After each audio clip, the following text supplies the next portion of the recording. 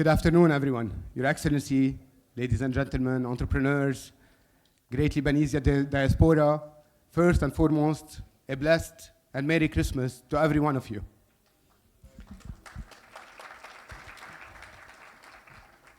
It's heartwarming to see this event happening at BDD after so many years of challenges since 2019. I believe this is the greatest gathering we've hosted since 2018, when we had hosted the first TechCrunch startup battlefield in the MENA region that was sponsored by Meta, thank you Ziad, and that was selected among Dubai, Lebanon, and Egypt. What we're gathered here to is, one, I'm Mohamed Rabah, I'm CEO of Beirut Digital District. We launched this project in 2013. We had one vision: to attract a community of 10,000 dynamic, creative talents that work in the tech, digital, and creative sector, because we believe this is the cornerstone and the most important pillar that Lebanon has the potential to grow and play a role, not only on a regional level, but on an international level. Today, after suffering great losses in 2019 and all the events that followed, where our community dropped from 1,500 community members to 900 community members, I'm proud to say, after finalizing phase 2, we're at 4,200 community members.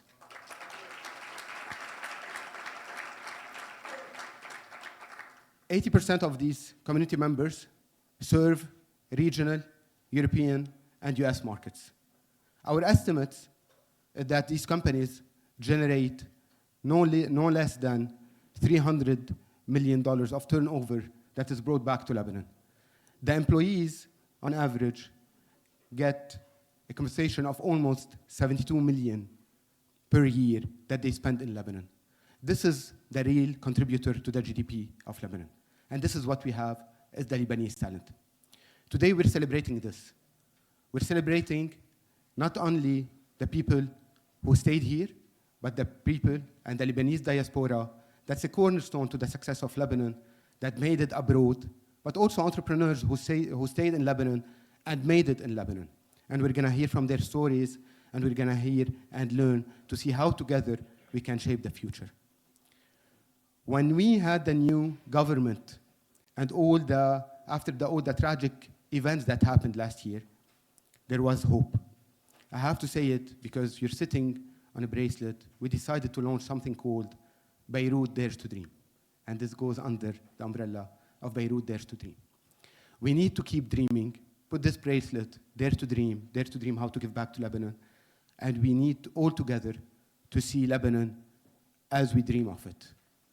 Now, to dream, you have to dare. But most importantly, we have been a big believer since day one in collaboration. This event is a reflection of collaboration.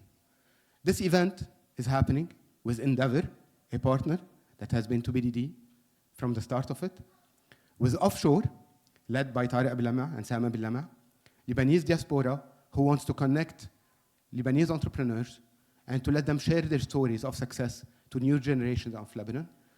And if we do not collaborate on a national level in Lebanon, and we do not collaborate to see this is a small country that needs to be a pilot and a pilot of collaboration, we will not be able to achieve the vision that we would like. Collaboration must be at the forefront of our vision forward. And I know that with the presence of His Excellency Minister Shahade, his vision, we're going to hear from him later on about how he's helping to initiate the platform to have Lebanon a country where ease of doing business, where collaboration stands out to grow the GDP of the sector. Without further ado, please help me welcome Christina Shahade, the MD of Endeavor. Thank you so much for being here.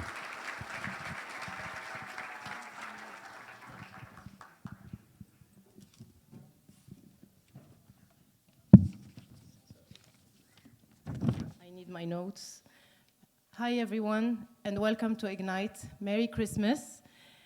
I'd like to welcome His Excellency Dr. Kamal Shehadeh. Thank you for being here. Your support means a lot, and it signals good support for the Lebanese ecosystem and innovation entrepreneurship in Lebanon. Thank you to all the founders, investors, ecosystem players. We're happy to have you here. As Mohammed mentioned, this is the fruit of collaboration. Thank you to our partners, Beirut Digital District and Offshore, Sam and Tariq Abil Lama. We're here today to listen to amazing stories from global and local Lebanese founders. So Ignite brings together all these founders, giving them a platform to share their journeys and lessons and impact on the different ecosystems they grew in. At Endeavor, we're a global community of basically more than 5,000 founders around 50 markets around the world. And we believe a lot in the multiplier effect. So we believe that founders who have scaled, who have made it, their success doesn't only lie in one company, but it lies in the multiplier effect and the give back that they're going to give to the next generation. And the give back of Lebanese founders is not only by coming back to Lebanon and set up in Lebanon, but also by mentoring, investing, inspiring, and opening networks to the next generation of entrepreneurs. And we believe that this is what fosters an ecosystem, collaboration and this multiplier effect that we always talk about. This is what makes an ecosystem flourish. And Lebanon today has an ecosystem that's way beyond the geography of Lebanon itself. We've always been global. We've always been entrepreneurs. We only lack access, and we lack bridging the two communities together. So this event is about bridging the gap between diaspora founders and local founders, and helping and giving these diaspora founders a platform to give back to Lebanon. So to all of the founders, I'm going to be brief. To all of the founders here, thank you for being here. We have 7 amazing Endeavor entrepreneurs that will be on stage today with us, that will share their stories, who will talk about what they've done in their ecosystem and communities. Thank you for giving back, and thank you for being here today. And to everyone who's here, please just take a moment to think, listen to what is being said, think, and we want to all think together to make Endeavor, to put Lebanon back on the map of entrepreneurship. Thank you all, and enjoy the day.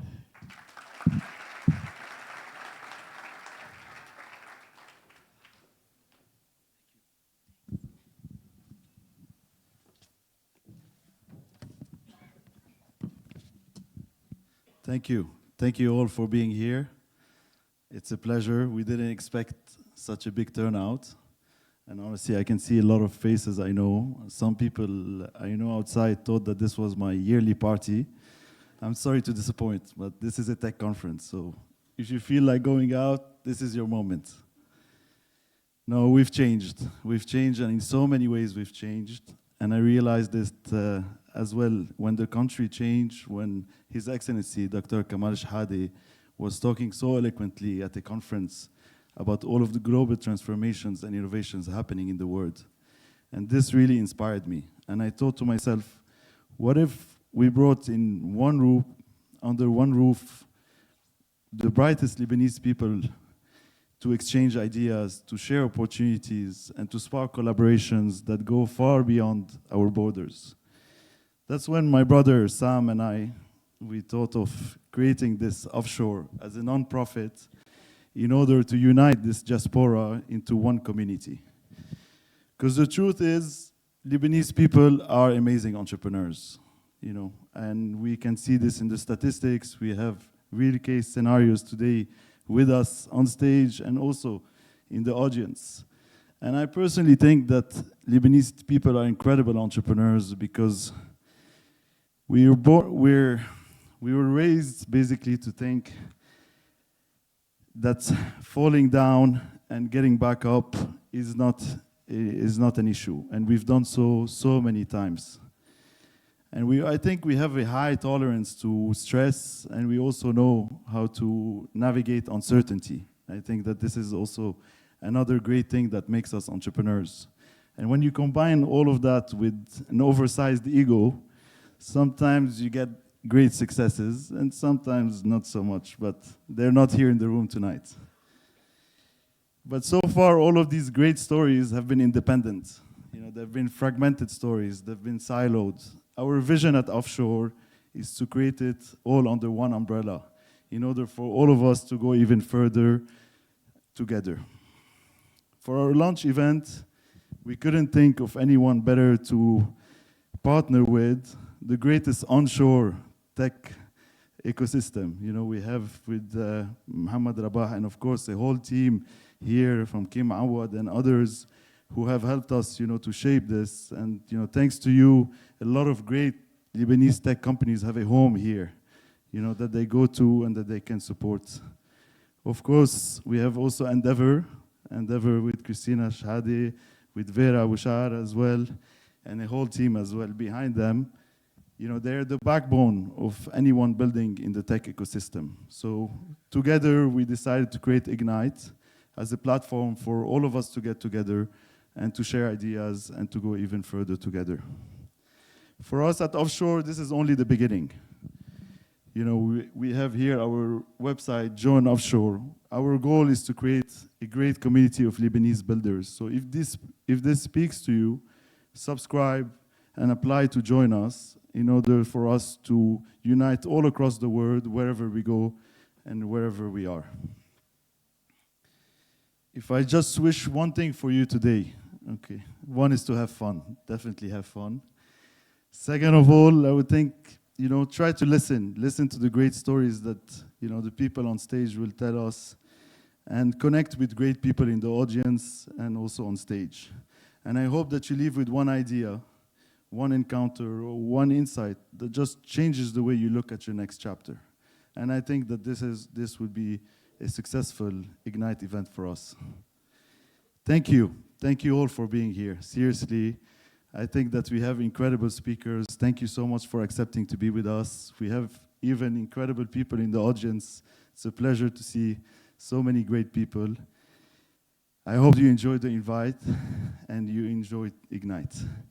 I will now pass the mic to His Excellency Dr. Kamal Shadi. Thank you so much. Thank you.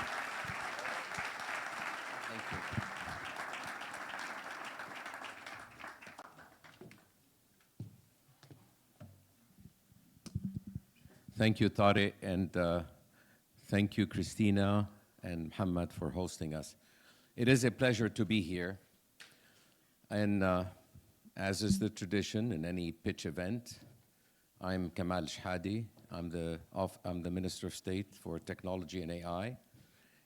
And I had a startup ministry and a startup republic in an ever young nation. I have the pleasure to be here, not to raise any funds. I'm raising talent. But more importantly, we're gathering political will to make the change that will make your lives easier, that will make it possible for our children, my children and yours, to dream, to plan, to execute, and to build a future here. That is, in short, the mission of the Ministry of Tech and AI. That's when we know that we have reached not our destination, but really the starting point for a great adventure. Let me just take a few words to talk about what the ministry is doing. But let me start with a vision. If you were to close your eyes for a few minutes and imagine BDD doubling and tripling size. معقول? أكيد. Just imagine, instead of 4,200 people in the tech industry, imagine it's now 12,000. Imagine there's more than one BDD. There's one in, Berry Tech expands. There's a third and fourth, and there's in Tripoli, in Zahli, in Saida, and Nabatiyi. And that's possible. It is possible because we already have some of the main building blocks. In a few months ago, in April, Parliament passed what I think is the most revolutionary law that they've passed in any economic area, which is the law that allows the establishment of technology economic zones, special technology economic zones, both for manufacturing and for services. Imagine once these zones are established, where companies are not subject to any taxation. They don't pay customs, no VAT, where the staff does not pay income tax, and there is no national security contribution, national social security fund contribution, but the equivalent. Imagine how attractive that is to investors. Imagine how it would make your lives easier as either entrepreneurs or investors. So we do have some of the building blocks, but more importantly, the government is working on the broader, the macro climate.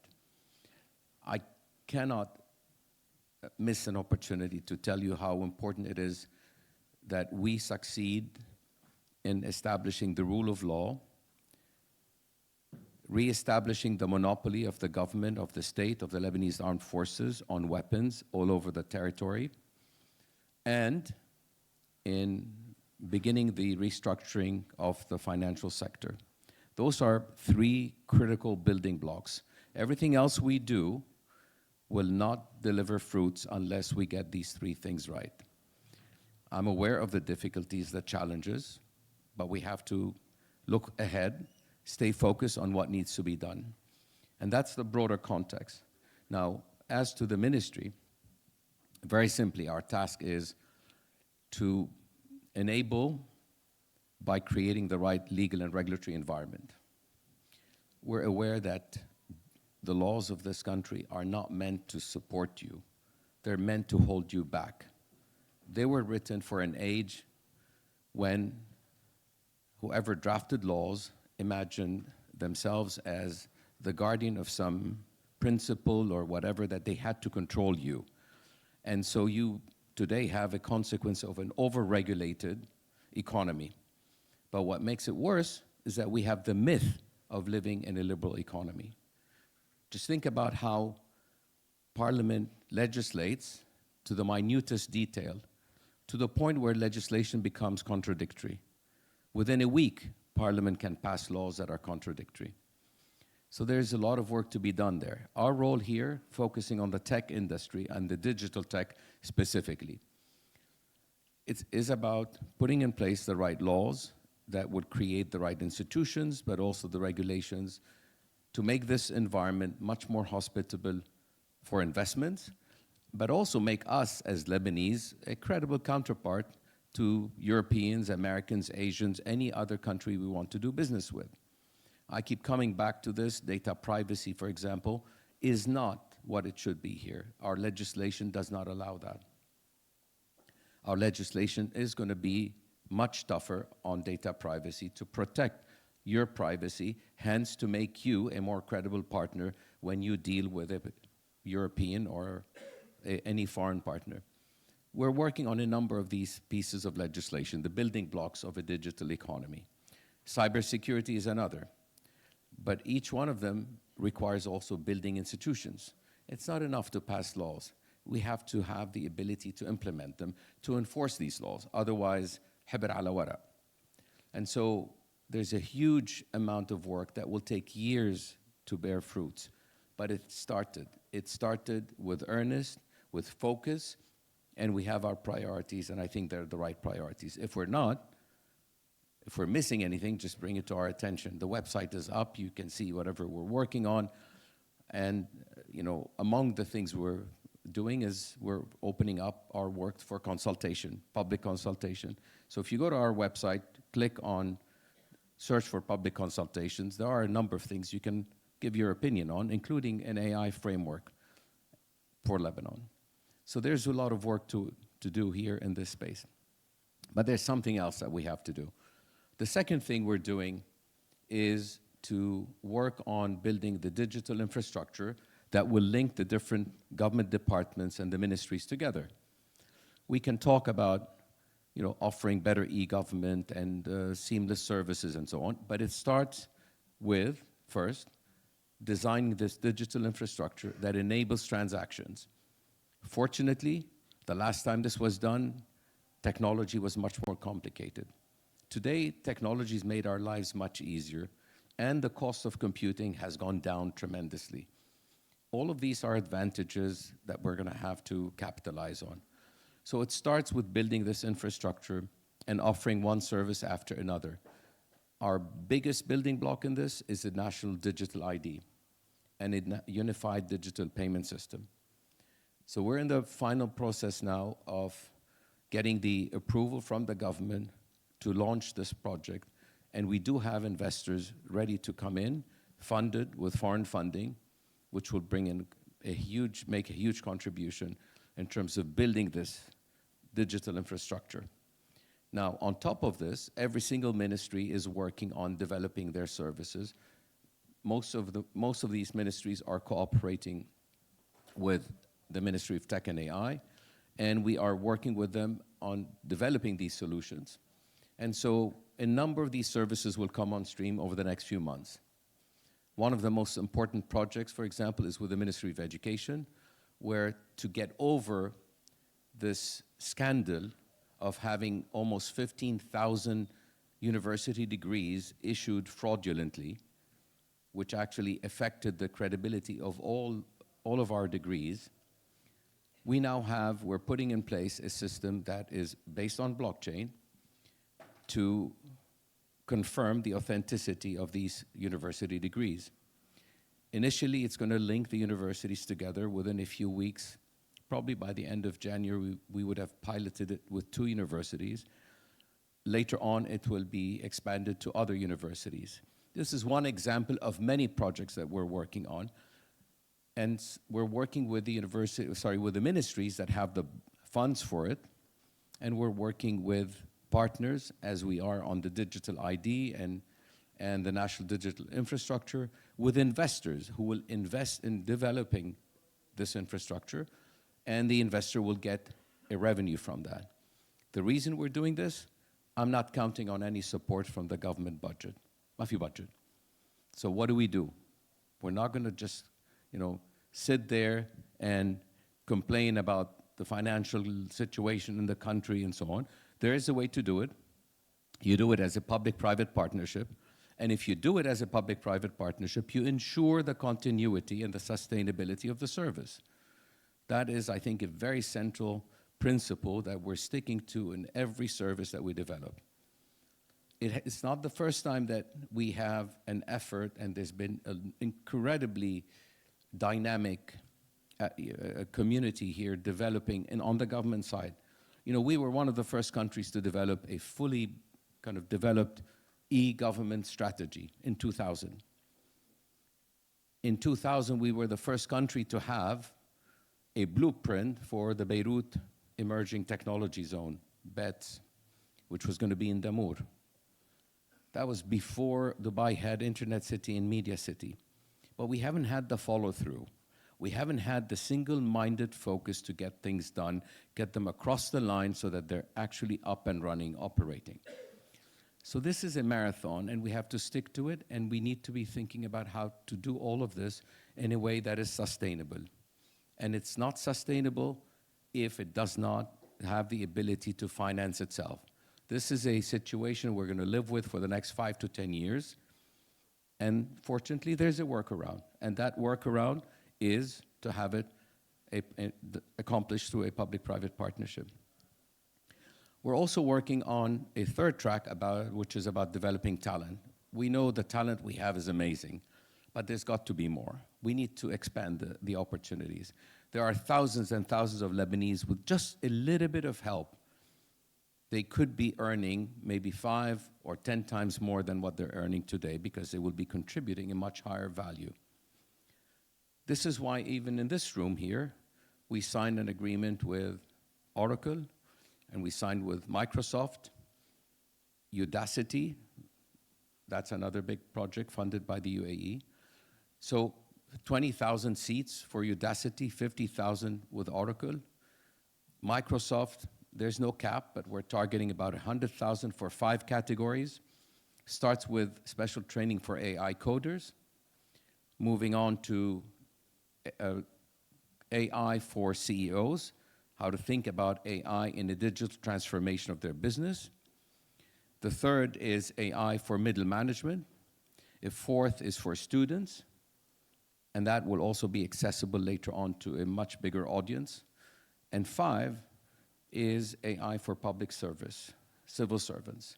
And that too is something that, even though the average age is around 57, 58, we're not going to give up on them, because they too need to be given a chance to retool, to upskill. So the fourth track is what interests me the most, and I think it interests you as well, and it's the ecosystem.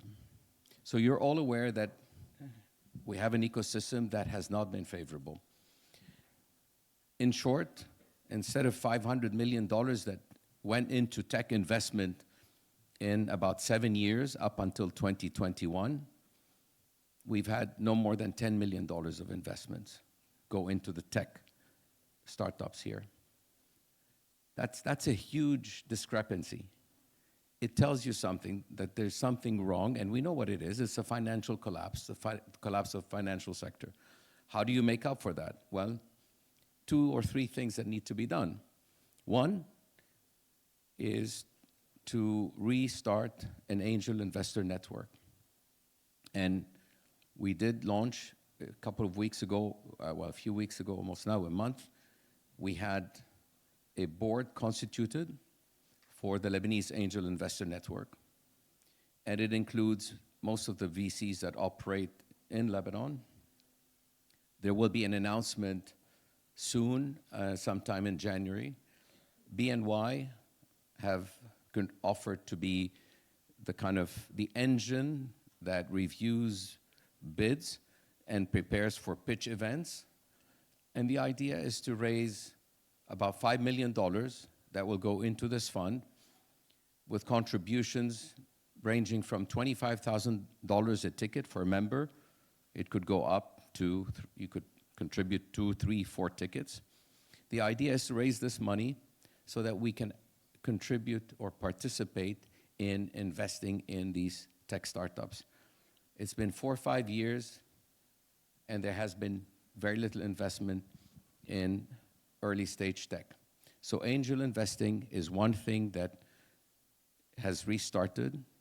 Again, you'll hear more in January, and I think I invite all of you who are interested to be investors to check the code. But this is the code. Check it out, and we can get in touch with you. BNY will follow up, and you're all invited to join the next event. But there's more. Of course, it's not enough to just raise money for early stage.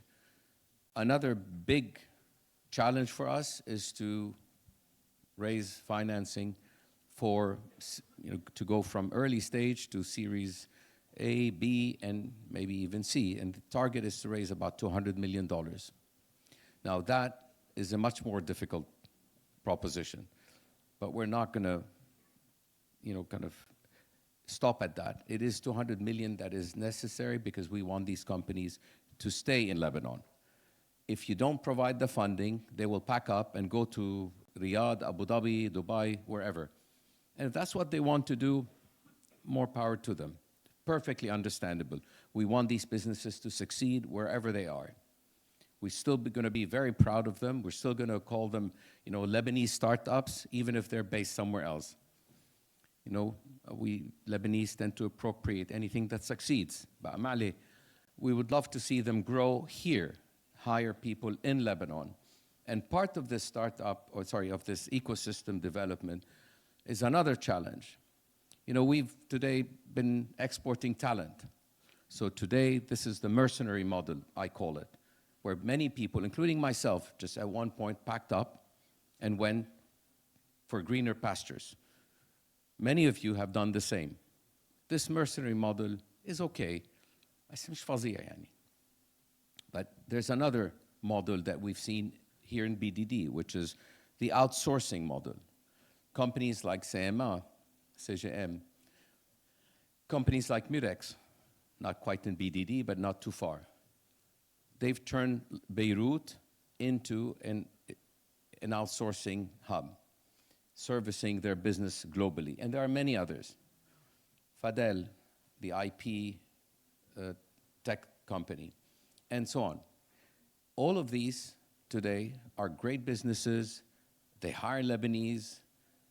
But I still think we can do better, which is to move to the third stage, which is where we have Lebanese companies based here, innovating, creating new algorithms, building new data sets, doing incredible things in healthcare, incredible things in finance and fintech, incredible things in prop tech, incredible things in ad tech, all those areas, but doing it out of Beirut, and not just as an outsourcing hub, but as an innovation hub. That is the ambition. That's where the big cheese is. This is where the big value added is. And so this is where we want to be. This is where our environment should be encouraging. So these would be the 4 tracks. As I said, legislation, regulation, and institutions.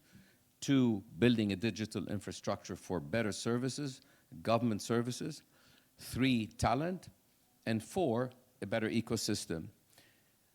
I think this is really not a very complicated roadmap to walk. We've moved along that, and we've had an incredible support from being in BDD, but also launching this at a time when almost every single policymaker understands what is at stake. I think I'm very fortunate that I'm in a position where I have a startup ministry to work with, and I have incredible talent to work with. They're volunteers. They're all here for the mission.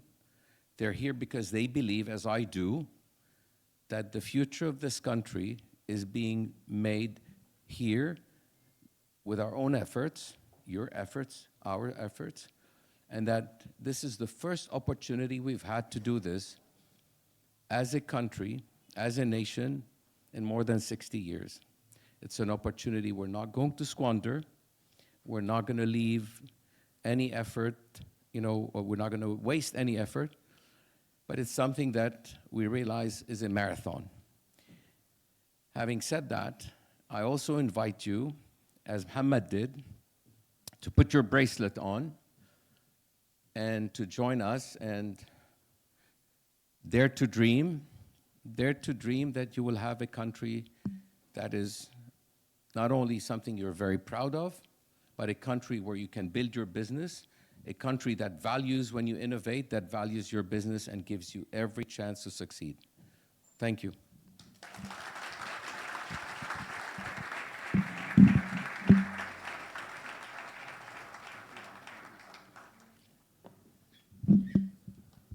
Well, thank you so much, BDD, Endeavor, and Offshore. This is amazing. The energy is really, really exciting. We have an exciting 4 panelists. They have one thing in common: accent, not the hair. I think Antoine wins on that. But I'm pretty excited because they all come from very different industries. They've all been quite successful at what they do. And so we'll start by basically asking you a quick question. We'll try to dive in with each of you, and then at some point we'll zoom out and try to connect the dots. But maybe we'll first start by a 60 seconds intro on what the company does and what maybe most people misunderstand about your business. And we'll start with you, Sami. Yeah.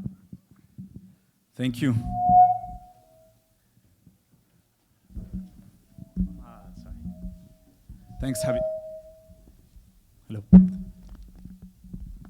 Thank you, Habib, and amazing to be here. Really, this is much. When Tariq told me about this event, he told me it was going to be 50 people, 80 people, and I see here this is definitely much more than that. And thank you. So Kitopi, I'm one of the co-founders of Kitopi. So what Kitopi is, we're a tech-enabled F&B ecosystem. Basically, we own brands, loved brands in the region. None of them are in Lebanon, unfortunately, but homegrown brands from the region, loved brands. But we grow them in a very unique multi-brand way, which is powered by the technology that we built in-house. Right? Unfortunately, we had to build this technology based in a team in Poland because we started this in 2019, and we can all know why Lebanon was not a choice. But it's enabled by this technology, and all of these brands are connected also by a loyalty, an omni-channel loyalty program, and that loyalty program, you'll see it in the news next month, is also going to be on a blockchain, on Avalanche blockchain. I'll tell you a bit more about it later. One of the misconceptions about our business, actually, it's still a misconception a little bit for us. We are tech-enabled. We build technology. I always talk to my partner that we can actually license the technology we built, But in reality, we switched now. We're a hospitality company, fully powered by technology. But that's one thing we'll talk a bit more Maybe about. I'll just do a quick follow-up with you, Sami. So what changed in Kitopia? Because over the years, you've definitely have evolved your model a lot. Maybe kind of a quick journey into what changed throughout your model. Yeah, for sure.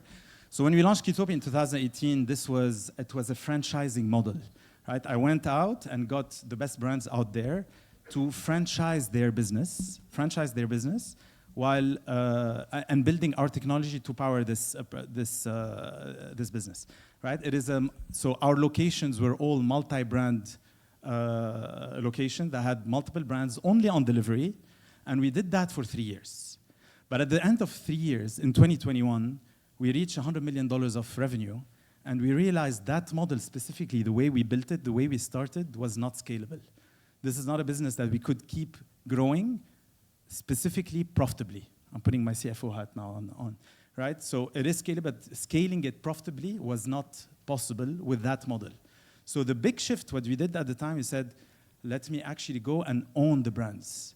And we did a big shift in terms of moving from licensing the brands to owning the brands. So we went out and acquired the best brands out there. So we own the brands. And the second shift is from delivery only, which is online only, to an omni-channel, which now we have brick and mortar locations. Still, the biggest part of our revenue is online, but we have brick and mortar location, and we serve the consumer across all of these channels, both dine-in and delivery. Great. I'd love at some point to come back and basically unpack how you run a bricks and mortar business like a software company, which is pretty exciting. Maybe we'll go with you, Jad. Tell us more about Husby and basically what people misunderstand about it. Cool. Just maybe before I'm curious, who heard about Husby before? From the, okay, so half the room. Go with it. I feel at home. I know half the room here. Okay, so maybe just brief about Husby. So we're the largest PropTech company in Europe and the Middle East, operating in 3 countries, 10 cities, Spain, UAE, and Saudi. We basically give infrastructure for real estate brokers and mortgage brokers to build their business on top of us. So think about like Uber. So anyone can become a real estate broker or mortgage broker. You download the app, you put your ID, your bank info so we can pay you, KYC online, training online, you're up and running. It's frictionless. And a misconception about the business, because we started with mortgages and we have a large part of our business that's coming from there. People still think we're a mortgage company, but we're much more complex, multi-product business that's building from the UAE globally. The enablement layer for that whole ecosystem. And it seems like this is a business where trust is really important. How did you build that as an early stage company? How did you basically fast track into that? Yeah, so maybe just for maybe I'll just speak a bit about the scale of the business, and then I'll answer about the trust component. So today Husby is operating in 10 cities. Every city that's probably older than 7-8 months, we're market leaders. Same playbook, same expansion, and so forth. We started with a mortgage business. That's the core business that we have. In the UAE, we roughly have around 35-40% of the UAE market. So 1 out of 3 mortgages comes through the infrastructure of Husby, underwriting billions of dollars in volume, best-in-class unit economics, and so forth. Today, trust is an advantage for Husby. Why is this the case? Because we've been more than 4 years doing what we do without cheating anyone. So paying on time, not stealing a lead, etc. Day 0, it wasn't the case, like you mentioned. So when we came up with the value proposition, and a big part of the value proposition that we have is we pay high for the brokers. So just to tell you a bit about the industry, in the industry there's a mismatch in pricing. So I'll give you a small example. If someone wants to move from Beirut to Madrid, if they have a friend in Madrid, there's a good chance that their friend's gonna refer them to the real estate agent, and they're gonna tell them, hey, speak to my agent. The agent does all the work. They source the supply, they manage the leads, the visits, the negotiation, all of that. And even though that they do the majority of the work, they keep the minority of the commission. So they keep 15-20% of the commission, and the company that they work for keeps 80% of the commission. So one of the value prop, what we give for the agent, we pay them high in commission, We give them the best technology and we give them the infrastructure. So we open the banking sector, development sector, and we give them marketing cloud. When we came in, we said, hey, we're going to pay high. No one believed us. So we actually paid upfront. And so we put checks backdated that people can go and cash, and then it went viral. And this, I think we had $500,000 in the market just sitting in checks with and offices. Now trust became an advantage that we do in Husby. I remember a long time ago when I was with a friend of mine, we were first Techstars demo day, we drove up the mountains and there was a sign of how to scare a mountain lion. And I remember that vividly because I was still in the middle of building my company. And one of the things is you have to stand up, put a jacket on top of your head and pretend you're much bigger than what you are. I was like, holy shit, that's like building a company. You know, pretending that you're bigger than you are and pretending at that time that you basically have all these relationships, that you pay people up front. I think that's really, really key for early stars. Maybe we'll go to you, Antoine. In your case, you know, you also were based, actually, we met at BDD, you know, in your early days. I'd love to hear more about, you know, what you're doing right now at JumpCloud and basically what people misunderstand about it. Yeah, I'm one of the co-founders of JumpCloud. We're an identity and access management company that's based out of the US, but that is global. We essentially help companies establish a digital identity for their employees, because every employee needs to be able to access cloud applications. They need to be able to access their office network. They need to be able to access the devices that they're going to be using. And it's a big pain point. You need different types of solutions. You need different types of expertise. The user experience for the end customer, the user, is degraded.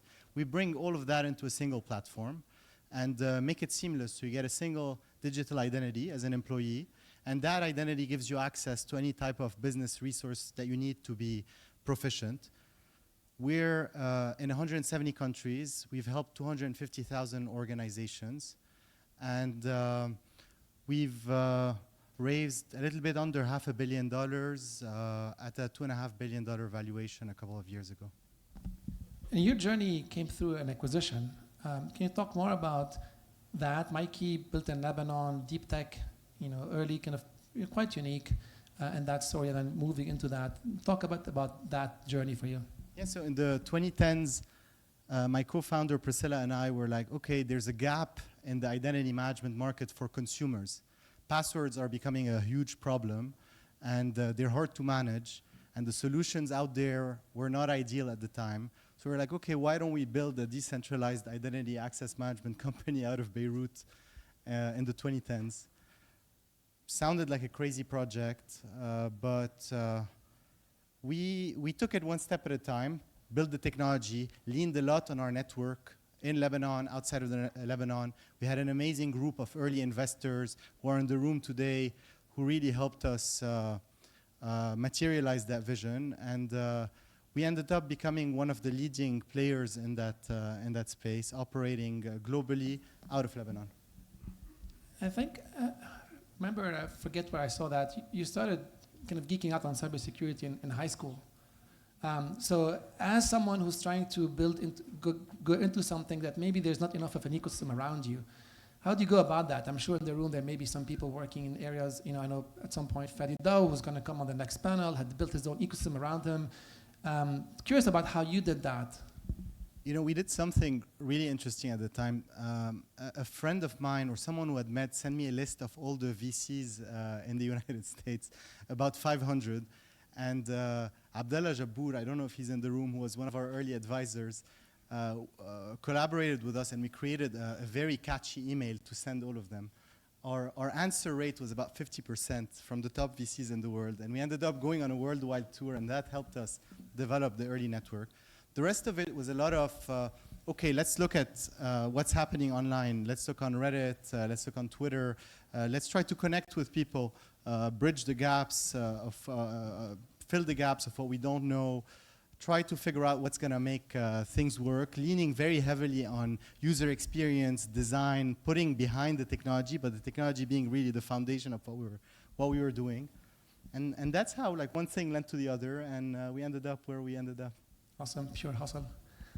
Tony, I'd love to learn more about Oyster. I know you had a really nice journey. This is your second time around. We'll talk more about that, but tell us more about Oyster. Yeah, well, thank you for having me here today. And So Oyster is a global employment platform.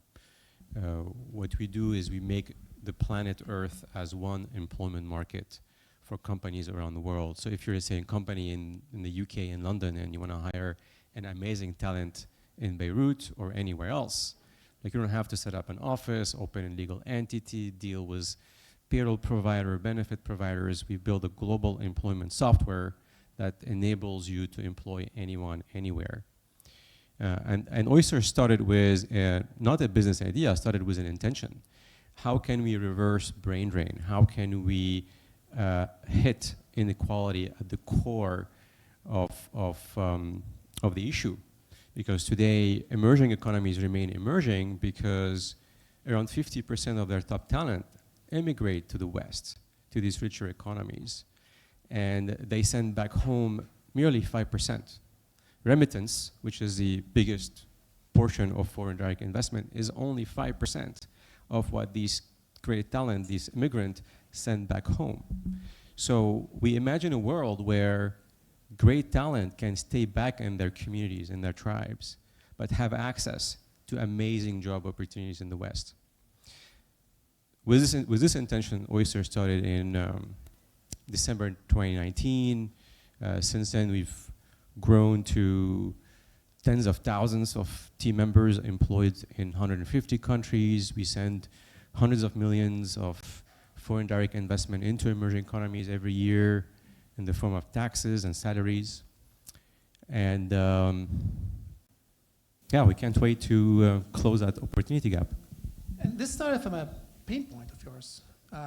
You know, talk about maybe Seek founders just solving problems for themselves at start. I mean, how you grow from there. Yeah, so in my first company, we employ people in 40 countries, and I was able to witness the power of tapping into a global talent pool. Not only you can find these amazing talent faster, but also it's more cost effective, and you change people's life in many countries. But it was a mess to really do that in 40 countries. We had to set up our own entities in these countries, hire lawyers, accountants, payroll providers. Like, we spent millions of dollars building our own internal Oyster, and it didn't really work. Compliance wasn't perfect, employee experience wasn't great. So I started looking for a solution to that when I exited my first business, and I couldn't find a solution. What I found was an industry, like a professional services industry, that do that for you, but it costs a fortune and there's no use of software. So I knew that if you use software to create this abstraction layer and make planet Earth look like one employment market, you can not only create a new category, but also you can change people's life in many countries. That's awesome. Jad, back on talent, actually, you have a mic here. When we were chatting, we had an interesting point on why the region has become a really good place for talent. I mean, you from day one, you went international. There was a key decision you took, but you also maintain a hub in Dubai. Why is that an advantage for you right now? If you're speaking about talent, the best talent that we have in Hospi are actually sitting in the room here. So Ziad and Marco are the, are core to the company, and in my opinion, not to be poached. You have zero chance. you can try. They're actually my best friends as well. So. I'll tell you. So we're very proud to be Lebanese. That's for sure. Dubai gave us everything that we dreamed of. Gave us the best infrastructure. I'm in WhatsApp with the government. That's the license. Everything's so easy. Dubai that we know today, and I'm not going to explain that all the boom that happened wasn't like that when we started in 2020. So in 2020, the effort to get someone to move to Dubai is super high. Now I think, if I'm not mistaken, it has the highest ratio of job applicants compared to jobs. So it's actually very easy for us to attract talent. That's first thing. Second thing, there's a high correlation between company performance and talent. Everyone wants to work in the best companies. So for the past 2 years, I think we increased the talent density in Hospi so much. There's an article actually that went on Hospi about a massive wave coming in from Revolut to the company, because our business is very similar. you build in a global way, same system, everything decentralized. So a lot of our product and engineers come from that company. That I think is one of the best word. And three, the investor confidence. So the early stages were mainly by regional funds. So I'm not sure Abdullah is somewhere here, BNY. Yeah, and any founder in Lebanon needs to raise from him.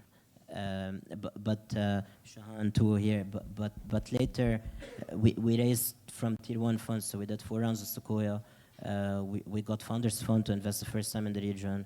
Balderton, which for me is the best European investor that also backed Revolut early on. We've done 3 rounds with them. So this gives a lot of confidence, and we want to continue building from Dubai globally. So we feel at home. Great. I think if we can exchange WhatsApp, so you can also be WhatsApp the Lebanese government and maybe hire talent in Lebanon. Sorry, I'm in whatever نحن بدك إياه معك. Good. Commitment on the stage to grow the team from 2 to hopefully much more. Sami, you've also raised a gigantic round. And with any big round comes also a lot of pressure, I guess. People from the outside think this is all kind of rosy. Say more about what that round was raised for, $600 million. I think that was Series C, right? Series C, yeah. And kind of was that done because you figured out that kind of content things scale? And tell us more about that. Yeah, so we raised Series C in 2021, exactly at the point when we decided to move from the old model, which was the licensing model, delivery only, online only, to the new model. Actually, Series C, when we went out to raise it, I wanted to raise less than $100 million, $70 million. This was in the middle of Series C. I remember we were sitting, me and my partners, thinking about what is the strategy, how do we take it forward? And at that moment, during that raise, we decided to raise a much bigger round because we needed to own the brands. And owning the brands, we had 2 routes. Either we build the brands, or we acquire them. And we realized we need to, if you want to build scale super fast, the only way to do it is really to acquire it. So that's why this round went from $100 million to $600 million. And we were able to raise it from the UAE investor, basically Abu Dhabi government, and SoftBank.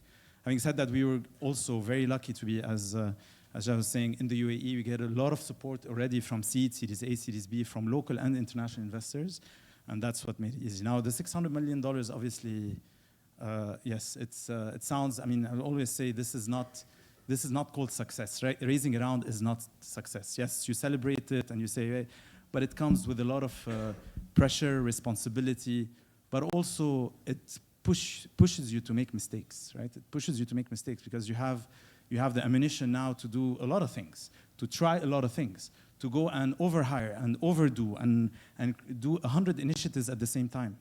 So, and we did some of these mistakes ourselves. So starting by obviously, I'll say one thing, you cannot also sit when an investor gives you funds, you cannot just sit having them waiting on the balance sheet and do nothing with them. So there is pressure to deploy them.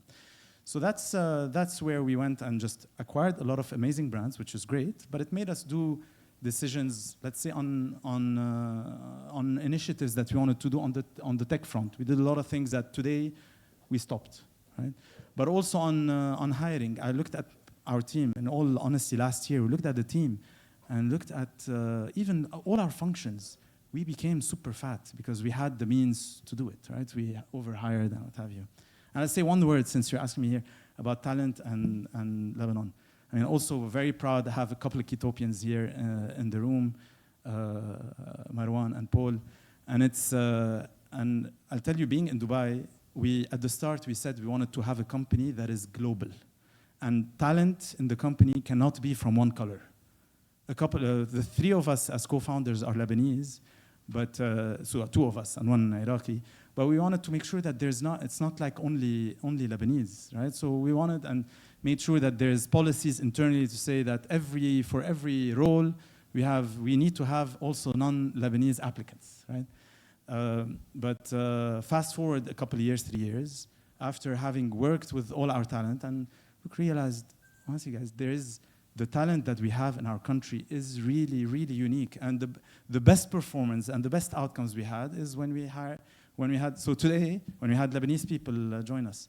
So today, there's a lot of very successful Lebanese Ketopians, and we also discussed with His Excellency this summer about opening an office here for a couple of our functions to also be a launch pad for a lot of the talent that keep building Ketopia with us. That's awesome. On the funding side, pun intended, congratulating, I always like to remember that statement, congratulating a founder on raising money is like congratulating a chef on buying the ingredients. You still that's at the beginning, Absolutely. at the beginning of that. Tony, you've thought a lot about culture. This is your second rodeo. You've built quite a successful company before, got acquired for a few $1 billion, and this is your second time around. I know there's a lot of things you learned, you made mistakes before you're applying now, but also what's unique about you, I think, as a founder and as a company is you really live your product, like beginning to end, and you think a lot about culture. It's hard for me from the outside thinking, how can someone build a really amazing culture in a purely remote fashion? I'd love to hear some insights on just your culture and how you apply that. Yeah, so a bit of context. So Oyster, we use our own technology, right? So we are 550 people distributed in 70 countries, hyper diverse organization from any dimension you can think of. And so the question was, okay, how do we design a culture that makes people successful no matter what they are and which time zone they're in? So, the foundation of that culture is, first is designing how we work together. And we work together mostly in an asynchronous way. So if somebody, let's say in Manila and their manager is in the Bay Area, how can they collaborate across time zone? So we design these tools and the rules, we call them, that enables people to be successful and productive no matter what they are. Secondly, what you need at the foundation of any fully distributed culture is trust. So we have a culture that is based on trust because you're not going to monitor the person to be on their desk. We want them to have flexible ways of working. And so you need to default to trust as you empower people. And last but not least is because we are a mission-driven company, we are a benefit corporation first and foremost. We hire the best talent from around the world that is aligned with making the world more equal. So when you work for a company that gives you more than just a paycheck, give you the opportunity to be fulfilled in what you do, then you create a very beautiful and healthy culture. And even you as a leader in the organization, you have a unique way of leading an organization that many might feel a bit uncomfortable with. Can you share more about that? Yeah, well, if you want to scale fast on a big market, you want to let go control. You want to delegate more. So my leadership style I had to evolve my leadership style essentially to build more empowered, highly trusting teams that is kind of in conflict with what people in the Silicon Valley or the technology industry believe the founder should do. The founder should not necessarily own all the key decisions and be hyper controlling, right? So when you default to trust and let go control, you actually massively scale your company performance and valuation. But that requires you to kind of not be reactive as a leader. You don't have to react to every issues or every setbacks because there are going to be a lot of setbacks. Yeah, that's great. Antoine, I'd like to geek out with you on product. Because at JumpCloud, I'm sure there's a good amount of customer obsession. It's a complicated solution that you're offering customers, but having the right kind of security, right kind of offering at the right time in the customer journey in just engaging with JumpCloud is really important. Talk to us more about how that look like, how you think about that, how important is product and user journey for you as a company? If the user doesn't know we exist, it means we're doing our job right, essentially. What we're trying to do is be a substrate that allows people to be productive. And that means giving them access to all different types of resources, regardless of the underlying technology needs, what type of operating system they're using, what type of authentication mechanism is required, whether this server or or application is hosted in the office or in the cloud. So we put a lot of effort in the backend to make sure that the circuitry works. And from an end user perspective, our focus is on removing as much of the user experience away as we can. So if the user is authenticating, for example, we want them using a biometric because it's easier than a password that you can forget and mismanage. After you use your biometric to unlock your device, in an ideal world, that's it. Everything else you should have access to. That security should follow you, whether you're traveling, whether you're changing networks, whether you're hopping between devices. And that security needs to be secure, right? In the sense that it needs to be audited, it needs to be transparent, and it needs to be also adaptive to the threats that are coming up on a usually weekly, monthly basis, nowadays hourly, daily basis. And I guess also these days there's a lot of non-human attacks. I mean, how do you think about Jump Cloud in a world of AI and even that threat increasing? Not only is there a lot more non-human malicious parties, bots, agents, there's also a lot of non-human identities that we have to manage, that the companies are spinning up. Right? It used to be that you have people do their job, they need access to stuff, end of the story. Now there's agents, there's workflows, there's systems connected to systems. All of these are non-human identities, and they need a digital identity of their own to be able to access the different things that they need to access. So it's a challenge for us. We've had to adapt, and we're at the forefront of doing that, like making sure that we can establish a digital identity for a non-human actor. And we've also had to adapt from your point of view of the question, which is the threats. We used to, the number of phishing attacks, which is like, I think 80% of data breaches today went up by a crazy number. I don't remember what it was, like 600x in a year after ChatGPT was released. And they're more convincing, the attacks these days. They can impersonate your voice, the way you type. They can go after different mediums. They can be more complex. It used to be spray and pray or hyper-targeted, but not scalable. Now it's hyper-targeted and scalable, and we're at the beginning of the story of how complex it's going to get to protect ourselves. So the way we think, like what you did with Abdullah, basically, with sure. hyper-personalized emails to VCs. 100%. That was the manual way of doing it 13 years ago. But basically, I mean, how, maybe, I don't know if you can share more, but predicting kind of some of the things you see as potential threats in this sector that AI is adding, and how, and maybe it's a question for all of you, I'll pose it in a different way. As a founder, how important it is for you to try and understand and predict where the future is going at the expense of mostly being wrong, often being wrong, but building product for that. In your case, of course, it's just seeing that rise of ChatGPT is going to, with attacks and even more, but maybe with others. We'll start with you, Antoine.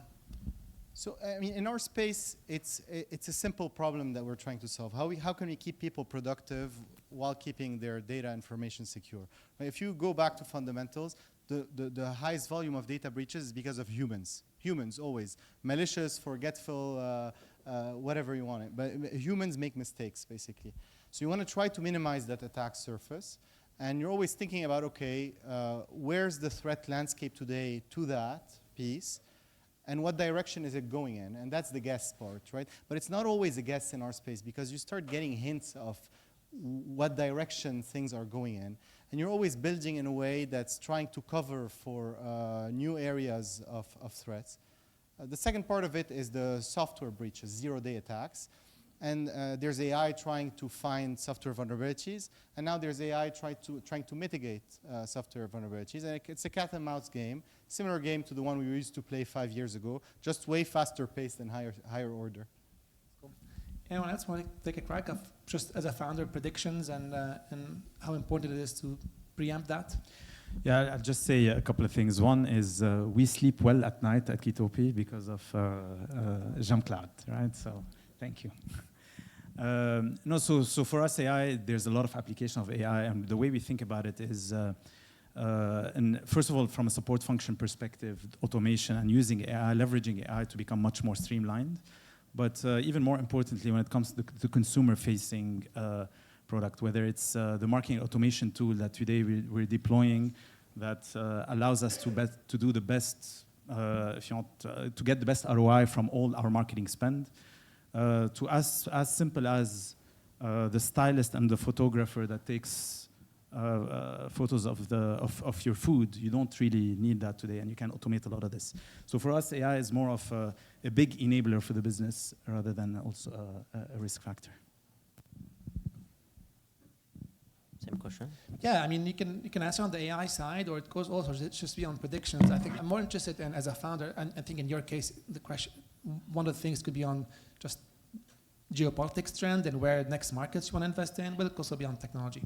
Let me maybe just speak about Huspie's position on AI. I'm not going to speak about the obvious stuff that people probably know.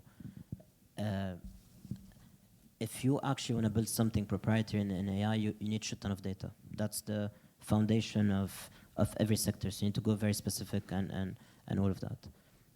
If you look today at where Huspie is positioned, next year we'll have 15, 20,000 people, real estate brokers and mortgage brokers that build their business on top of us. They interact on the app 3, 4, 5 times a day with multiple interactions per session. We collect hundreds of thousands of data points per day, millions of data points a month. So if anyone in real estate can build a product on data, we're extremely well positioned as a business. And next year we're launching a data product as a standalone for us. But today we do it ad hoc for our customers. So any bank that want to go and build a mortgage product, any developer that want to go and build a new building, they come to Huspie, they use our data. We do it ad hoc as a service because they're big clients of ours. We think that that's a multi-billion-dollar company on a standalone, forgetting about the core part of business, which is the real estate business, the mortgage business, and a couple of other business units that we're launching next year. This is one and where we think we have a massive competitive advantage. The second part, since you mentioned a bit on expansion, etc., what happened in Huspie with the past 4 years and we're very proud of is that we created a category from zero. We didn't copycat a model that was existed. It's not an Uber and a Careem or any of those places. We actually sat down on paper and pen. We created something from zero, and now we're getting copycatted. I got Dex. I'm building the Huspie of Spain, the Huspie of Egypt, the Huspie of, and etc., which is great as a business. If you look today, the advantage that we have, when someone build their business on top of you for years, the business is extremely defensible. Once you're locked in, as in Huspie. So now we felt that, hey, earlier this year, our technology and systems are good to go, and we went heavy on expansion. So in the beginning of the year, we're in 3 cities. Now we're in 10. So we're in Dubai, and Abu Dhabi, and Riyadh, Madrid, Valencia, Alicante, Malaga, Ibiza and Sevilla as of recently, and next year we're going beyond Spain and Europe. So we're launching Milan in end of Q1. That will be the entry point for Italy, and by the end of the year we're launching Portugal and France. So we're gonna double down on expansion. But the beautiful thing is that the way we build the product is so scalable. It takes us 5 minutes to launch a city. Any city manager, any GM can go pick any feature they want in any language. They have a product on the spot, and that's a massive advantage that we have there as a business. The way I describe it to my board is like, imagine you are, I don't know, a developer. It takes you 4 years to build a building. It takes me 6 months to build a building, right? Speed is a massive advantage, and a big part of the success because of the guys here in the room. I haven't been to your office, but I'm guessing, I'm taking a wild bet that walking in your office, you have a big screen with numbers or dashboards, or it's something you obsess about as a company. Is that, have you, before getting to that, putting money into scaling, is that something you've been spending a lot of time on, instrumenting the successes and metrics you keep an eye on? Like a lot. So the way Huspie is run, it's run daily/weekly. There's no monthly, quarterly. So every day I arrive in the morning very early before anyone. I look at the data of yesterday. So if there's any problem that happens in the business, my GM, it's rolled first thing in the morning. So the predictability is very high. I have a lot of my friends in the room. They know that midweek, I don't see anyone. And once you see that you have magic, you can, different businesses, different metrics, that's when you properly pour money. You pour money very early. you scale something shit. That's the truth, right? And I really think today we have magic in our hands. That's awesome. Tony, is there anything you'd like to add on the AI piece as at Oyster? I have a bunch of other questions for you as well. Yeah, I mean, AI is our biggest bet for the next couple of years. AI is a gift for Oyster because from one hand, it's creating, well, more talent shortage in certain high talent areas. And secondly is because we are a compliance and a knowledge business, and that is human service driven. So AI is like a gift for us to become much more efficient and much more scalable. So AI is our number one priority for the next 18 months. One thing I'd love to talk to you about is competition. For those of you who are not aware, maybe at some point you can Google it, but the space that Oyster is operating in is some interesting competition happening around with, you don't have to comment on that, but some pretty eclectic / I'll say it myself, asshole founder personality somewhere else. But you've managed to actually steer away from the nastiness, and you've managed to focus on the business. And how do you, as a founder, manage, a sea of noise and kind of, whatever you want to call it, and stay focused, and actually, in your case, vertically build vertically, and continue focusing on that? Yeah, it's a great question. So first, we look at who are our competition, and our competition is the mindset of hiring managers to want to hire only in their country, right? This is a real competition. How can we convince business leaders, HR professionals that actually tapping into the global talent pool and building distributed team is actually better for business and better for people? That is the real competition. Now, we do have rivals, and we look at them as, we like to call them worthy rivals. These are rivals that we might learn something from them, right? So we have a lot of intelligence that we gather about our rivals, and we try to learn from them. And we are playing what I call the infinite game, which is, okay, what needs to happen for us to stay in the game for a very long term? Because what we realize is that we're much more shaped by external factors outside of our industry rather than competitive dynamics in our industry. We are shaped by interest rate, right? So if interest rate goes up, employment goes down, demand for our business is much more affected than some nasty competitor play. Great. They're waving at me that we have 5 minutes, so maybe if there's a question from the audience, we can take that. And it's a bit risky with this big of an audience. If there is a question, no monologue, please. Anyone would like to venture for the question? Otherwise, I have plenty of follow-up questions myself. Maybe we'll go to Lebanon, and we'll end on that. Now that you've kind of grown and been successful out there, some of you have teams here, some of you enable employment in Lebanon. Say more on the responsibility you feel towards Lebanon, and potentially how you think, if you were to be given a hat of just focusing on how can, from your point of view, support Lebanon, what would that look like? And is there an ask from the audience or from His Excellency that could support that? Starting? Maybe just because you asked a question, there's a lot of aspiring founders or founders in the room. I'm just going to be realist. Okay, I know that there's a lot of hope coming into the country. I'm not going to speak about the political side. The market in Lebanon is small, if the country is fixed or not. There's 4 or 5 million people, 500,000, I don't know what's the exact number that can transact. You cannot build a large business in Lebanon. It's impossible, regardless if the country is fixed or not. And my comment is saying is that, hey, if you want to go and build a venture-backed, multi-billion-dollar business, etc., if you want to build something smaller, then everything I'm saying is irrelevant. There's other use cases of countries that are excellent in building global businesses. And I think a lot of our jobs here, and I think that the talent in Lebanon is phenomenal, but things very local. Things Lebanon style, maybe if they want to go GCC max. I remember 2-3 years ago when we said we're going to Spain, we're the first business out of the Middle East that said, hey, we're going to Europe. People thought we were crazy. Literally, we thought we were crazy. We're insane. Right? Now people are saying, oh, it was the obvious decision, etc.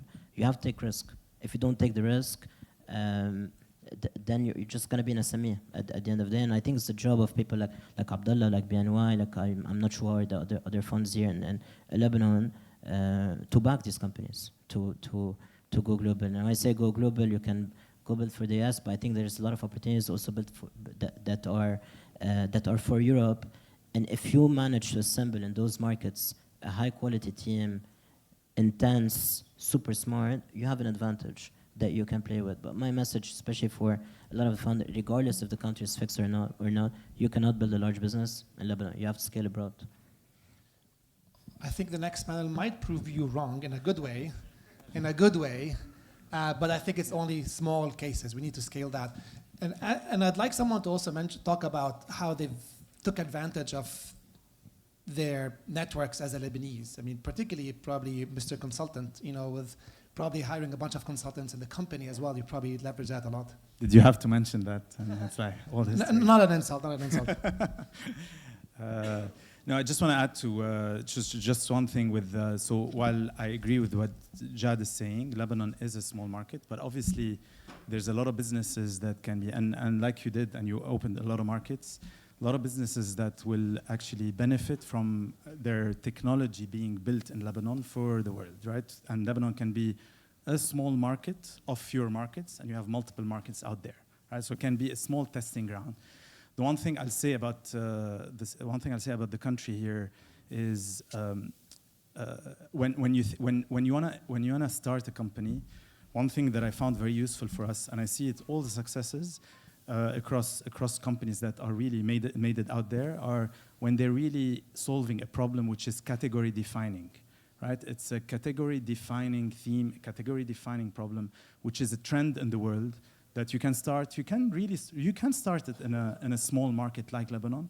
It's not the biggest test, but you can start your hub here and expand it globally through expanding physically in multiple markets, right? So that's one. On your comment also, look, so for me it's scaling. I mean, just the talent. We spoke about talent. Also, we in Lebanon we want to open an office for offshoring, for a tech hub, for a marketing hub, for other talent also.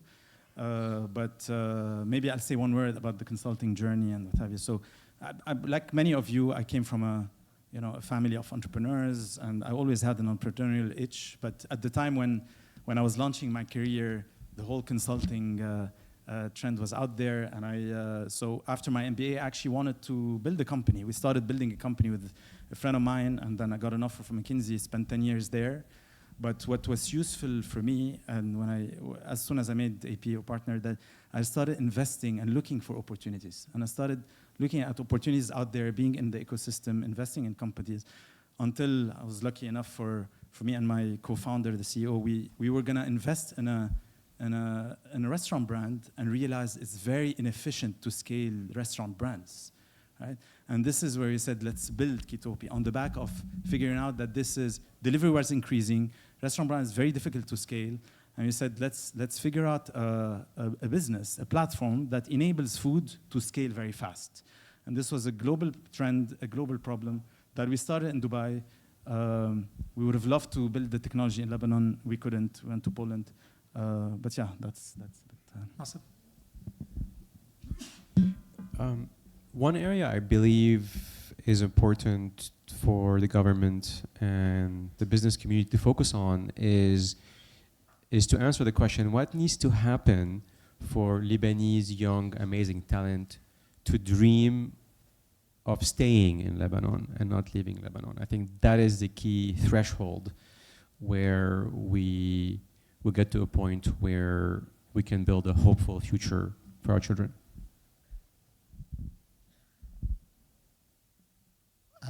I just want to say that I can speak for us, I think. We're here to help, right? If you have ideas, if you want to develop a company, if you want to learn a little bit about how things work outside of Lebanon, how you can globalize your company, how you can hire, etc. Use your network. That's what a lot of us did. And the more generations of founders are built, like the more layers of support you get. So that's on the entrepreneurial aspect. On the talent aspect, I mean, my first company, deep engineers, all based in Lebanon. I still think they were some of the best, like applied cryptography and general engineering, like engineers that we had. New company, Jump Cloud, still big engineering hub in Lebanon, our second or third biggest engineering hub in the world. So the talent's there. I think that we can build from here. I think the new AI capabilities are going to allow the first $1 billion single person company, global, etc. Why wouldn't it be here, from here? There's no reason why it wouldn't be from here. So use your network, and I guess the network's in the room today. Awesome. One last kind of prop I'll say on networks. I'm also the chair of an organization called LebNet. We're based in the Bay Area in the US. We have about 25 chapters for folks who want to enter the US markets and in the tech space, where have a lot of really interesting funders. That's where I got my funding as Yemli from really top tier VCs in 2007. I had no chance of getting there besides a network. So please leverage that. And I'll say again, thank you so much, Jad, Sami, Tony, Antoine, for inspiring everyone. Thank you for all you do, and thank you for all the work that you've been supporting Lebanon as well with. Thank you, everyone. It was a great talk before. We had founders of unicorns, but now we have the founder of a decacorn. Tariq Mansour doesn't need an introduction. Thank you for coming. Thank you. And I would also like to introduce Anthony Russell, an incredible entrepreneur and investor as well. He has built a multi-million-dollar company, and he's now actively investing in Lebanon, actually, and all over the world. So just a fun fact, I just want you to know that there are 92 decacorns in the world, and we're very lucky to have 2 that are Lebanese and 1 Tariq Mansour. So without further ado, please listen carefully. Cool. All right, Tariq, thanks for coming. Let's jump into it. I think everybody here would love to hear from you the story of how Kalshi came together. Thanks for having me. So it's a bit of an unusual story. So a lot of you here are like probably the sort of type of tinkerers that you want to try to build products, be an entrepreneur. So it wasn't the case for us. I grew up a little bit of an OCD brain. I'm like a bit obsessive with things, and it's a good thing to be an entrepreneur, but it's a bad thing to live a good life. And when I went to MIT, so at first sort of got into MIT, I was really obsessed with math. Then at MIT, I met Luana, my co-founder, and we got really enamored with finance, and that was sort of my second obsession. And what I really got interested in is, I loved finance because it was like a big field. It was like, in general, there's just like a lot of things going on. There were big numbers, a lot of smart people were going there. And the thing that I noticed in the sort of course of history in finance is that it was kind of random and weird. There wasn't like a real reason for why things landed the way they are today. For example, in the US, you have like 4 to 5 big banks that really matter. And there was not a real reason for that. It could have been 100 banks that really mattered. And the real reason was like there was one guy, JP Morgan, who made it that way. And so it was an interesting field where like very few people kind of dictated the course of history. And then I started working in finance. I worked at Goldman, I worked at Citadel. And the thing that struck me at Goldman in 2016, and I tell the story a lot because it's true, a lot of what people were trying to do was get exposure to events. So they were worried about Brexit or Trump winning the 2016 election, or they're excited about Trump winning the 2016 election. And so they wanted to get exposure to that or hedge against that. And that was kind of most of the demand that we're receiving. And then we didn't decide to start a company right there, so that was 2016. The goal was to go work in finance, but the idea kept on coming back. So I worked at Citadel, and it was the same thing. People had views, you know, like, I think there's going to be a war somewhere. I think COVID is going to come back. There were kind of yes, no views on events, but they didn't have a really clean expression of them. So one of the things that we sold people in 2016 was, if you want to buy yes on Trump, so bet on Trump, you would short the S&P. And so that was a bad trade because a lot of people were right about Trump winning the election, but they lost money.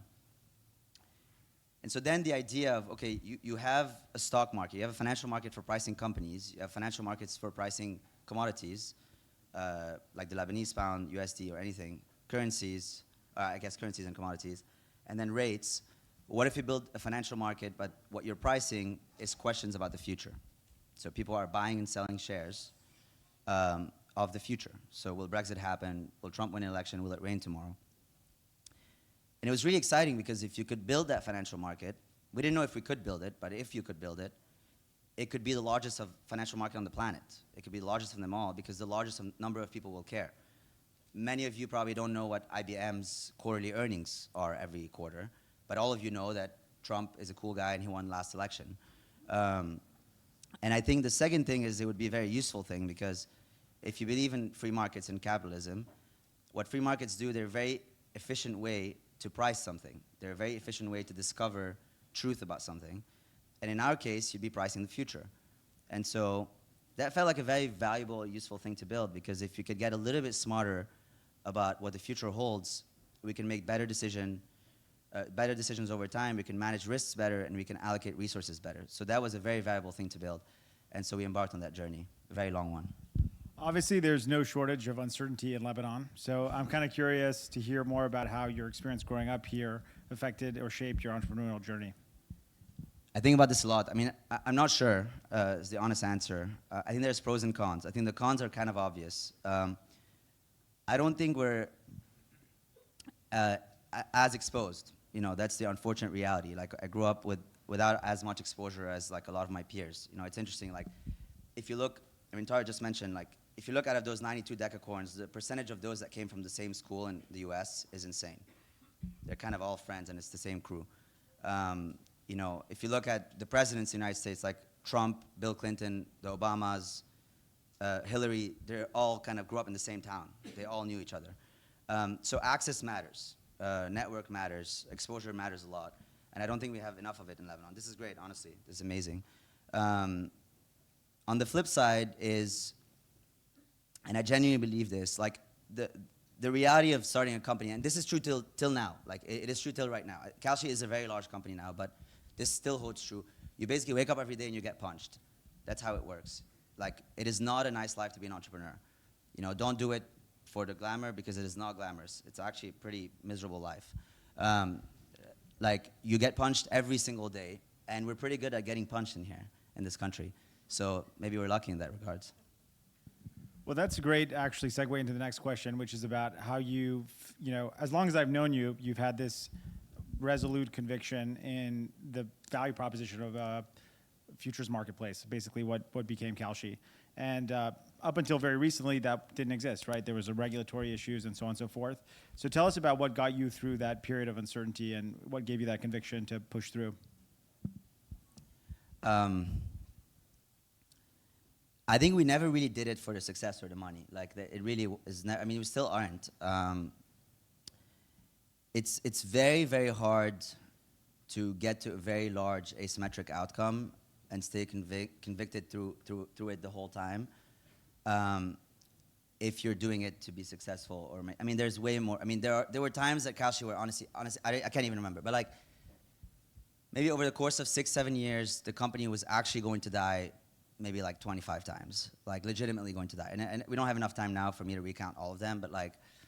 And it's not sort of like, oh, the bank pulled out. It's like the federal government wants to shut down the company and they sued us, right? And in those times, like, I think if you don't genuinely actually believe in the thing that you're doing, you will either stop or you'll pivot. I mean, for a while, I mean, even in like 22, it was, I mean, you know, we started asking the question like, you know, everybody's pivoting to AI, maybe we should do that. And we probably would have done also pretty well there, but like, I think you have to, like, it goes back, and maybe the experience for different people is going to be a little bit different, but like, again, we didn't come at it from like, I want to be an entrepreneur, so let me figure out what to build and then go build it. Like, I just got obsessed with an idea, and then that idea pulled me out of, you know, I was going to go work at Citadel, into building it. The idea kind of forced itself on me. So there's that.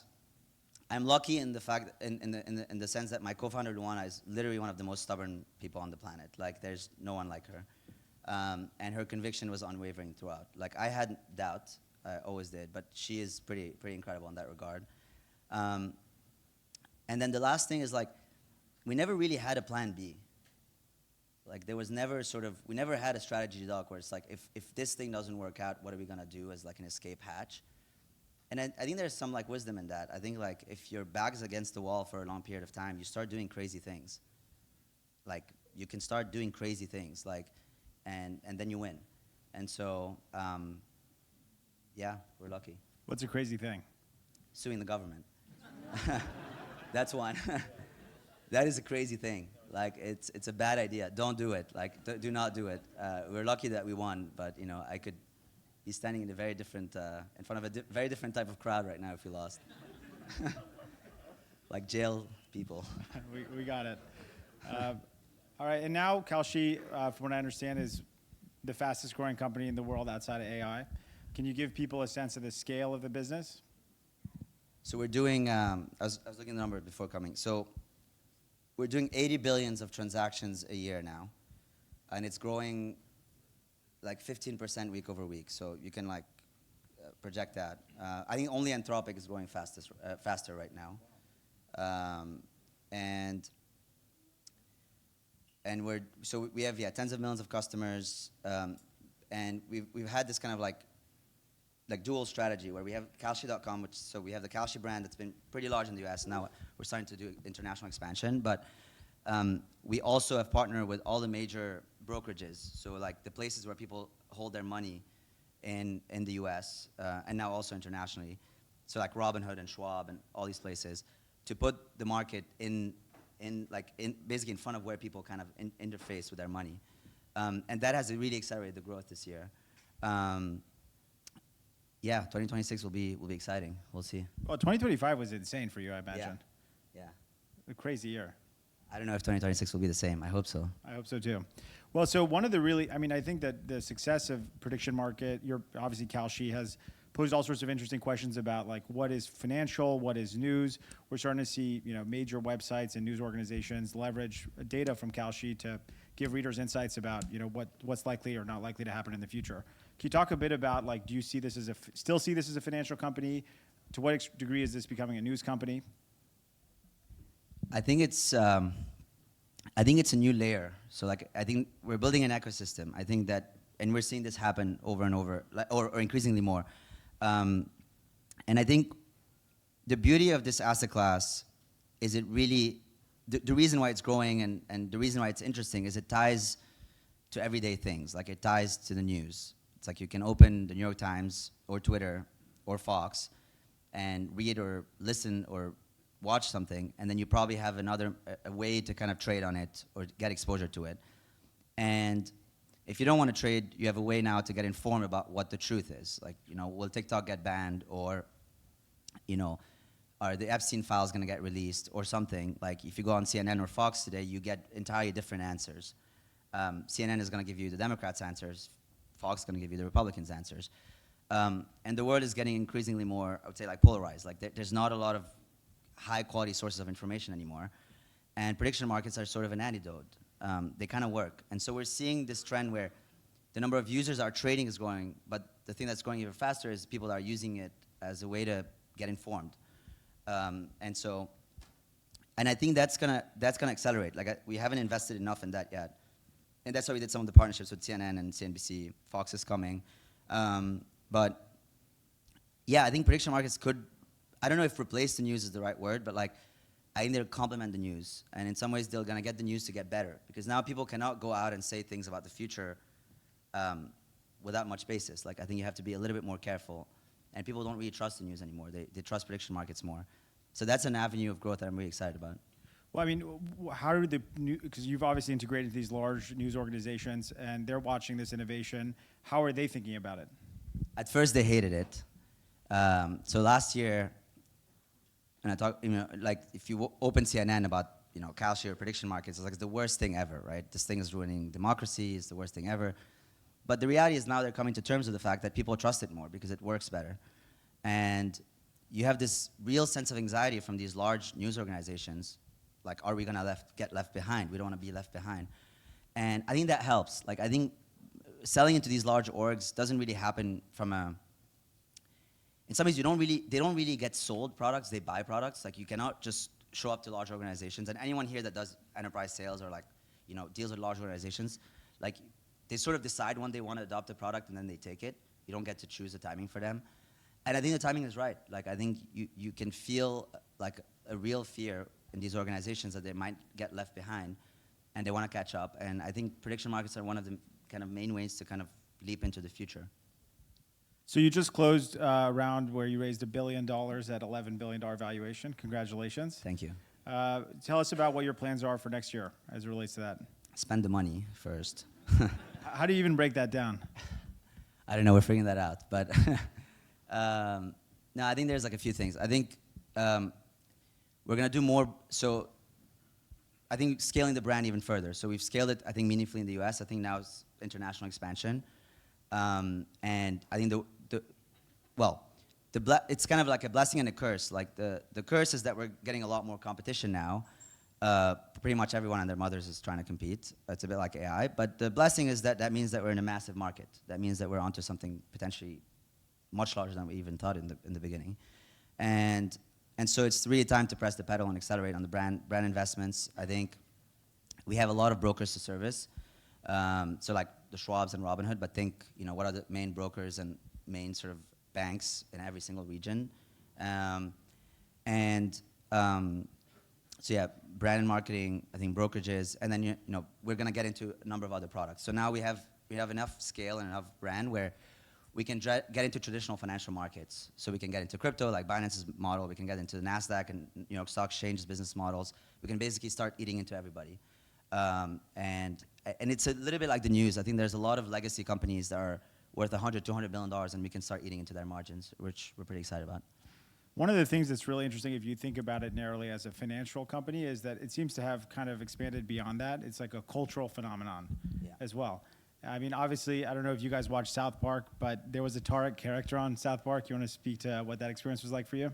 He was kind of fat on South Park, but we didn't know. Like, they just did this episode. I don't know if you watched the episode. You should watch it, but it's kind of critical. It's not like a positive piece. It's like a whole thing about the government and us. But it was pretty cool. I mean, but it's a testament to the fact that, like, I think it's consumer products are very rare. Like, new consumer products are a very rare thing. I mean, in the last 5 years, so in the last 10 to 15, you had like Airbnb and Uber, I think. And then 20 years ago, maybe like social media. And in the last 5, I think mainly ChatGPT, like AI. And I think prediction markets are the next one. Like there aren't a lot of, like there isn't a lot of real innovation in consumer where you can actually touch like multi-100 million people, maybe 1 billion one day. And I think that has the potential to be one of them. It's not there yet, but I think it has the potential to be. And I think the cultural zeitgeist that there is around the company and prediction markets is a testament to that. All right, let's move to a little bit more personal. You made a lot of allusions to the challenges associated with, getting to where you are, but also operating at your level on a day-to-day basis. Is there more you can share about what it's like to be you on in a daily life? I don't have a fun life. Maybe let's start there. But I really mean it. I think that, like, it's always cool to be here on the stage, and I used to look up to people that were on the stage, and I'm like, oh my God, like I want to be that guy at all costs because his life is insane and everything is super cool. But like the reality, like the day-to-day is a little bit like the athlete that wants to go and win the Olympics. Like, you're working out hours every day. You don't get to enjoy a lot of things that others do. You have to make a lot of compromises and trade-offs. It's very hard to operate at that level. It really, really is. And like, the interesting thing is like, or maybe it's not that interesting, honestly, it's expected, but people don't really think about that, is like, the higher the level, you're kind of graduating into bigger leagues. Like now, I'm competing against companies that are worth $100, $200 billion. And the founders of those companies are much better. Like, people that run companies that are $100 billion plus are animals. Like, they're incredible. Like, they fight like their lives depend on it. And it's kind of like it's a bit like a war. You're basically at war at all times, and you have to be a wartime leader. And it takes a lot from you, and it takes a lot of sacrifice. It takes a lot of trade-offs. So I work 7 days a week. I'm in the office 7 days a week. I generally get to the office at 8 a.m. and I leave at 11. I work on Saturday and Sunday, and I don't stop. And I love it. Like, I really do. I really, really love what I do. Like, I wouldn't choose any other way to do it. But I think the thing that I always like to say, like, I don't think it's for everybody. I don't think everybody needs to have that life. I think a lot of people can have a well-measured, well-balanced life and be very happy without, doing all of this. But yeah, it's not glamorous. Is what's challenging making just a huge quantity of decisions on a daily basis, or there's like one or two just very challenging, high consequence decisions? If you can reduce it to that.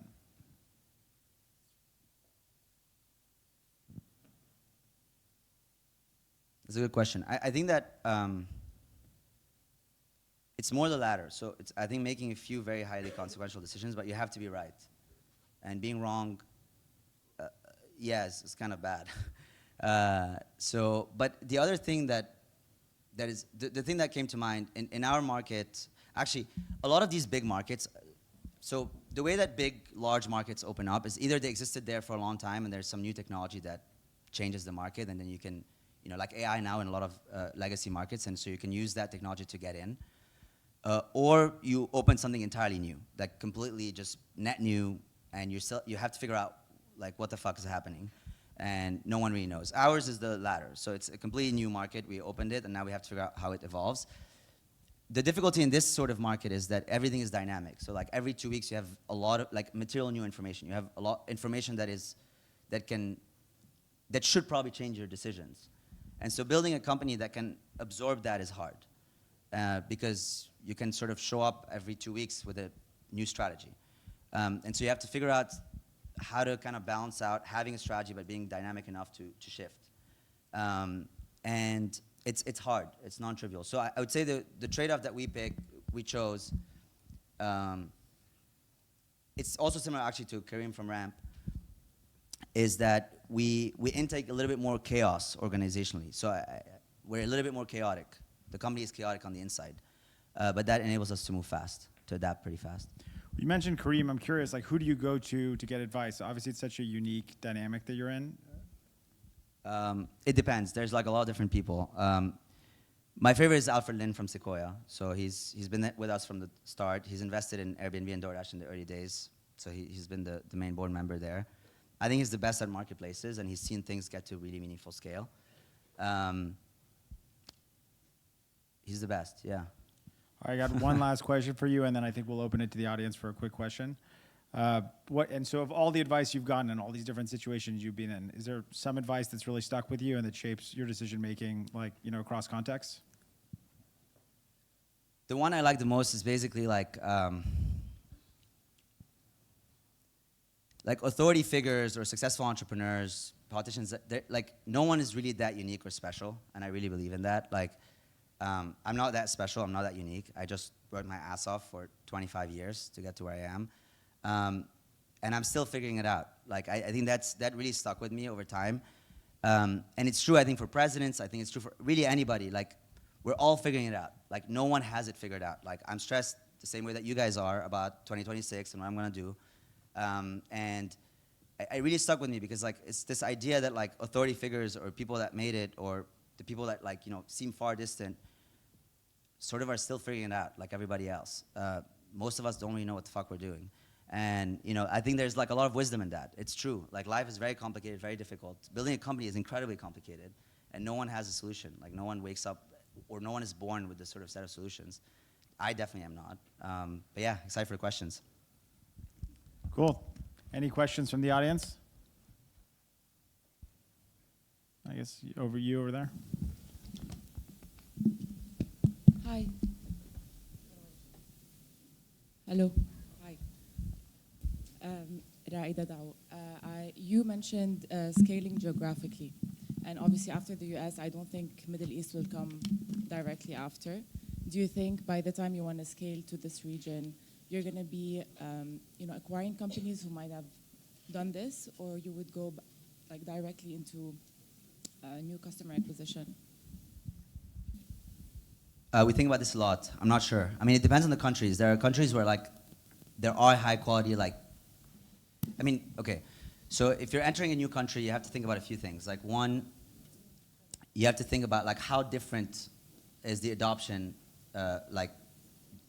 from, like, the US. So, like, Uber had difficulties where they had to change the products for each jurisdiction. Like the way that you actually order an Uber is different across. We don't have as much of a big problem there. But that's one. Two is there are questions around like trust, like how, like is it better to actually, like how much brand trust matters? In financial services, it does matter. And so sometimes acquiring like a local broker or like, or someone who has like large distribution with a local brand could make sense as a way to accelerate sort of entry into a market. So we don't know yet. It's going to depend a lot. So in Brazil, we're entering direct. In Canada, we're entering with a broker. It's called Wealthsimple. It's like the Robinhood of Canada. Middle East, we're thinking about it. There may be some acquisitions, but I'm not sure yet. Hi, here. Zainam Hanna from Live. I have a question for you. So how smart is the betting market? Like, do people usually get it right? I'm here. Pretty smart, yeah. Hi, and do you think traditional markets will end up following the betting market if they're always right? They do already, yeah. They're starting a lot. And our data is free now, but a lot of people want to pay for it already. But like, it works. I mean, I think the one thing I say is, that's interesting is like, they give you a probability. They give you a percentage chance of something happening. And people confuse that a little bit with like, you know, for example, in the election in 2024, we were saying Trump was going to win 60% chance. And people were like, oh, so if Harris wins, that means that like the betting markets were wrong. But that's not the case. Like 60% chance is close to a coin flip. Like it's a coin flip with a little bit of bias. But you have to kind of measure it over a long period of time. So for example, we forecast like inflation in the US or a bunch of economic indicators. Those are nice because every month you get the data. So you can compare over time how well it did. And we're the most accurate way. Like basically there's no comparison. We're accurate for weather, we're accurate for, we're the most accurate for earthquakes. That doesn't mean we're very accurate, but like the other alternatives are really bad. So we're a little bit better than that, yeah.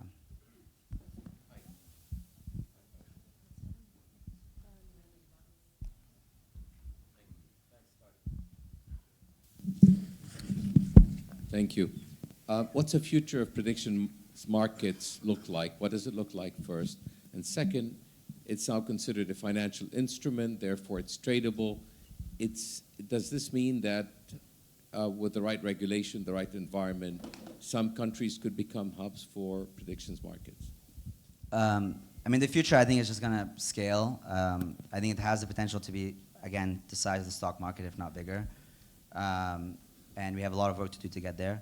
I think, do you mean Lebanon? Well, that's what concerns me, yes. Yeah. Yeah, I think good regulatory environments, like there's a good regulatory environment, would do it. The only issue is like the domestic market is like not very large yet. That's, I think, the main issue.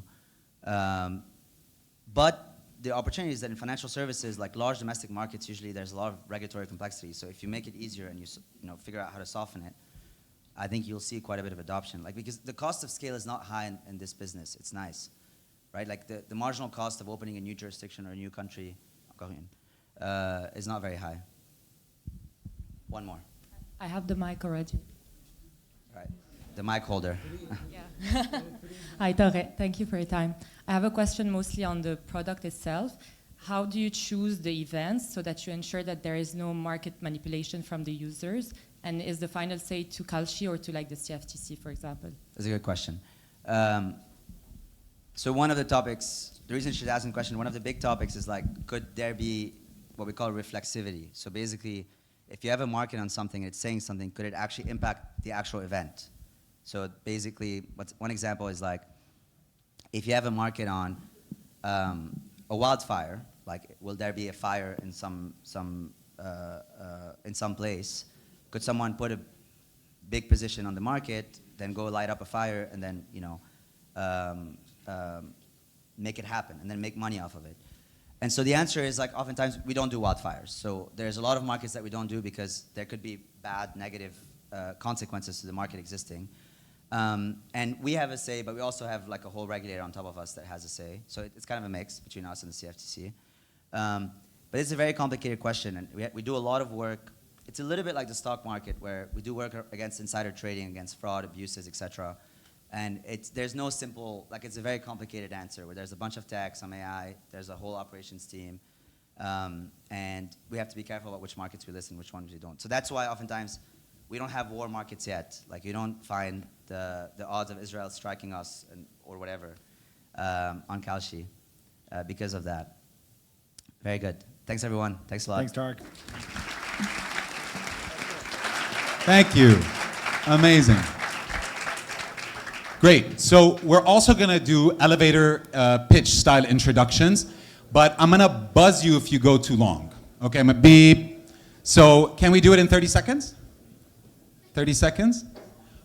We'll start with ladies first. I'm glad we have a lady on our panel. Welcome, Carol.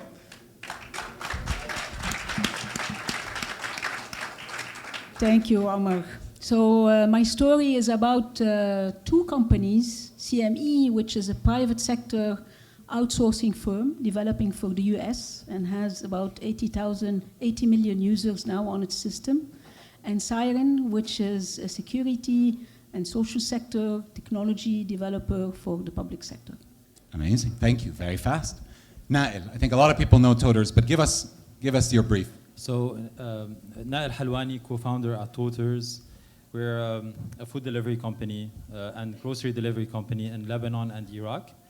We work with more than 10,000 merchants in Lebanon and Iraq, and we deliver for them food orders. We're the second biggest supermarket in Lebanon, not just online. Online, we're the biggest, and the biggest supermarket in Iraq as well. How many people have bought something from Toters in the last 24 hours? 24 hours. Amazing, amazing. We thank you for your business. Amazing. Thank you. Wael. Also in Iraq. You bought from them in Iraq, you're saying? Okay, good. Loyal customers. Thank you. So Wael Bizri, Toothpick is a tech company in the healthcare ecosystem. We're a fintech, health tech, and marketplace, meaning 100% of revenue passes in healthcare through the clinic. We consolidate all these fragmented services from financing the patient, embedding financing to the vendors, the one-stop shop, and embedding technologies and intelligence to the clinics. Amazing. And I understood that you actually not just have a team in Lebanon, you have a team outside of Beirut. Yes, so we have 2 offices in Beirut and Saida, and then we operate in 6 markets in the region. Amazing. So, and I know, Fadi, you have also people outside of Beirut, and you've been a key evangelist of the development outside of the core city. Tell us, introduce yourself, please, Fadi. Thank you. I'm obsessed with building high-tech industry in Lebanon, building and producing high-tech products for the global market.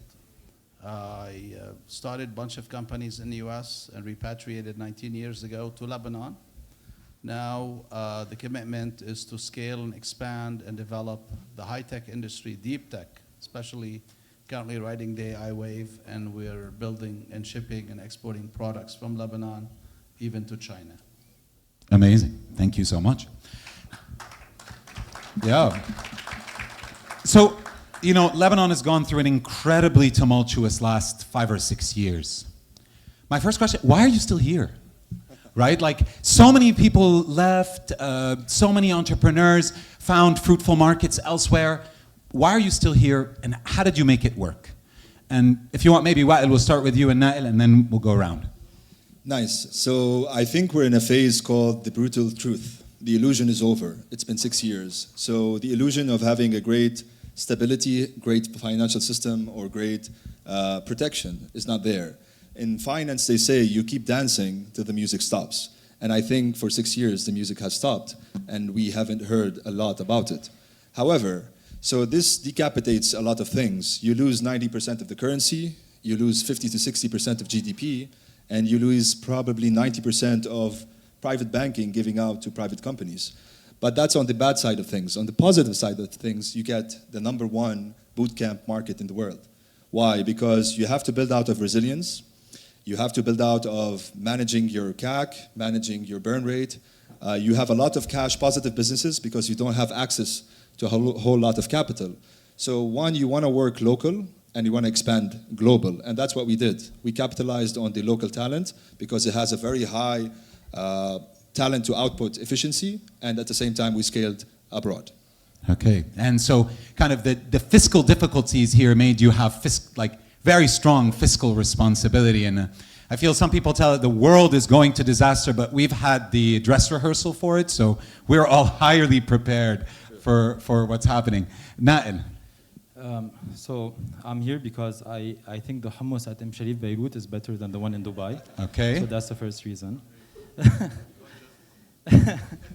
So on a serious note, when we started Toters in 2017, it was a great environment to start a food delivery company.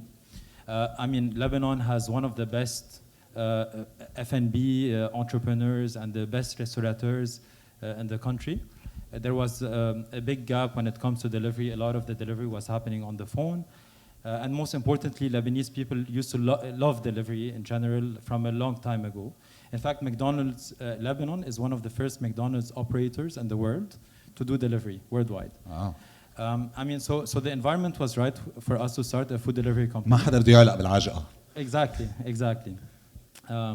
And then we started, and then we had started the business. We expanded to Iraq, and we found that even though there was like all the crisis, people still needed to eat.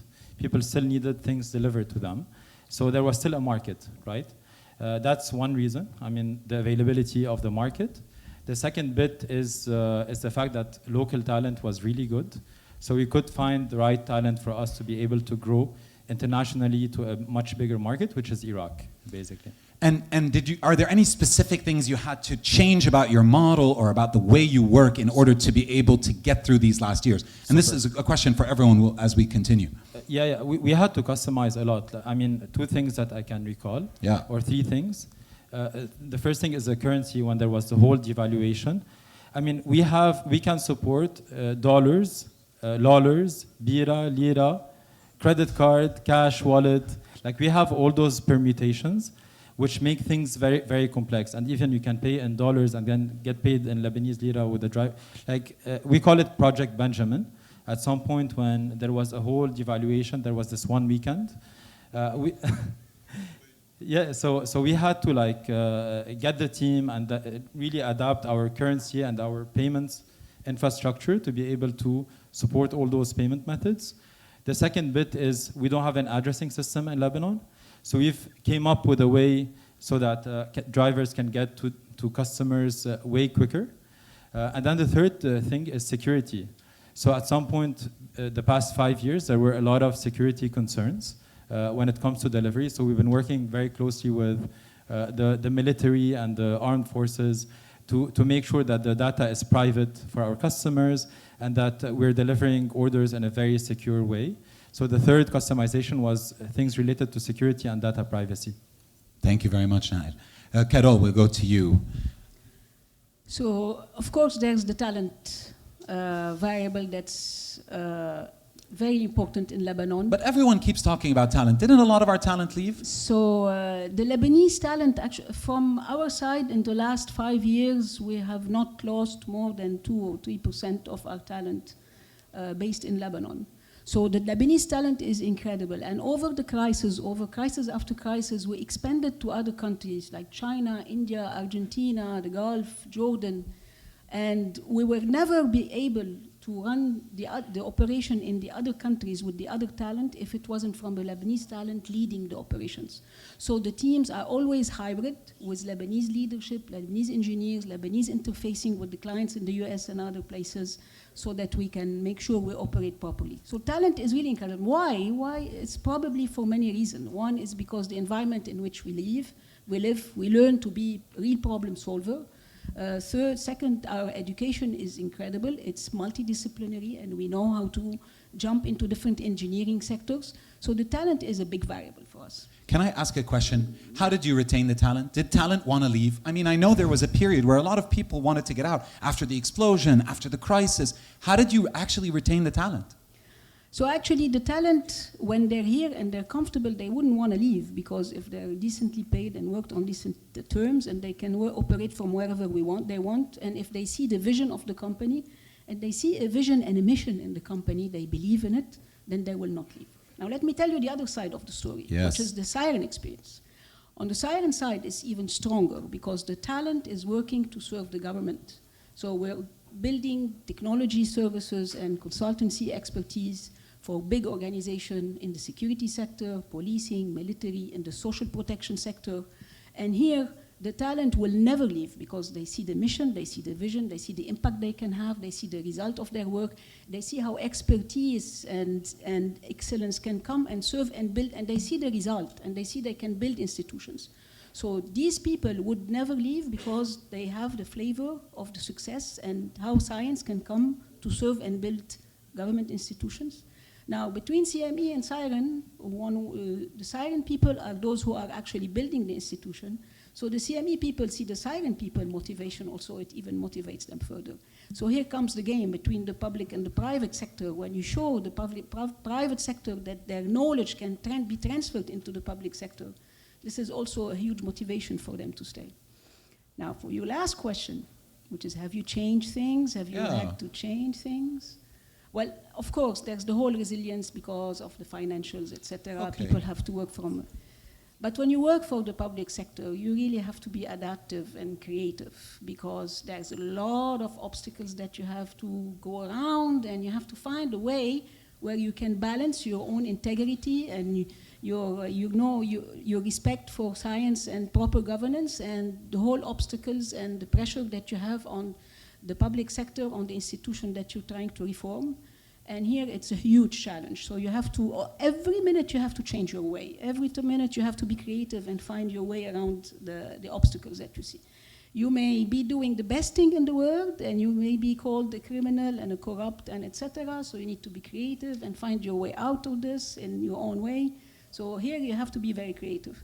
Okay, thank you so much. And an interesting point about integrity here. It's like a challenging area to operate in. Fadi, we come to you. Tell us, you are a big evangelist for building high-tech business in Lebanon, but that was before so many of these crises. How did you get through? What did you change? How did you make it? Well, I decided to return to Lebanon to swim, I guess, against the tide. Many were leaving. Yeah. And the obsession that, yes, we can succeed, we can compete with the best markets and around the world, global markets. I'm not going to give up because of the explosion, because of all the challenges, because of how corrupt people in this government, not this government, you know, people, how horrible it is. I'm not going to stop. I'm not going to stop. The challenges that we face operating in Lebanon are primarily due to the laws and the corruption of the employees in the government. That's number one. I say it, I keep saying it. I'm not going to stop, and then because what makes up for this challenge is the young people of this country need the hope. They need a better future. We need our kids to build their future in Lebanon. And this is really a conviction, it's an obsession, and it's not based on economics. Fadi, I want to go back to the corruption. We started with Carol on the integrity issue here. How did you deal with it? How do you deal with it? How did you work around, not the corruption as an issue, but the challenges of engaging with government where things are shifting all the time, our only involvement, our markets are global. We sell into NVIDIA, Cisco, Microsoft, AWS, and all the global players. The only place where our government can block us and stop us is when we're dealing with supply chain, where we're importing material or we're exporting our products to the global market. This is the only time they can interfere. How do we deal with it? We pay the price. They tell me you have to work with someone. Sometimes it costs us on average $4,000 or $5,000 a day of operation because this is all, I don't believe this money is going to the government, right? So we're not here to discuss corruption. No. We're here to present a message of hope. Yes. We are here committed to building a better nation. We're here committed because we want Lebanon to be the place where our kids build their dreams and future in. So I love it. Fully for it. Hats off. The comments that Minister Shahadi mentioned today about the special economic zone laws, which is extremely important, that we've been primarily behind it. This gives us the freedom to operate outside the jurisdictions of the government. So all the other challenges when we talk about infrastructure, electricity, all these are minor compared to what we're faced with. This is absolutely the case. But let me present another message of hope. We believe our industry is huge, or has a huge potential for impacting the economy of this country. The AI infrastructure market, this is what we focus on, is heading to be a $1.4 trillion industry. Today it's nearing 180 billion. We're growing. We grew on average, we grew about 30% compounded annual growth rate for the past 15 years. Last year, during the war, we only grew by 11%. This year, since the beginning of 2025, there's been a message of hope because we had a government, we had a president, we have commitment to saying we need to build a nation. We had more freedom to operate than we did in the past, and we grew by 200%. Wow. And we're approaching a 9-figure top line. We're in the 9-figure top line today. And we are employing 450 people. And our goal is to really grow by 10x over the next 4 years. We started yesterday to excavate the Kura Technology Park, will be a workplace for 3,000 employees. And we have other plans to scale throughout the country. And our commitment is primarily to build a better home for our kids. Thank you very much. Yes, Nail. We just launched our Kura branch in Toters Fresh, so we'll give out some promo codes. We would want some deliveries. Amazing. And much appreciated the message of hope. I do want to talk about now, move a little bit to scaling. All of you have scaled outside in these markets. What does it take to scale from Lebanon? What are the particular challenges or strengths, or what are the kinds of lessons that you can share with entrepreneurs in the room about how to scale effectively from Lebanon?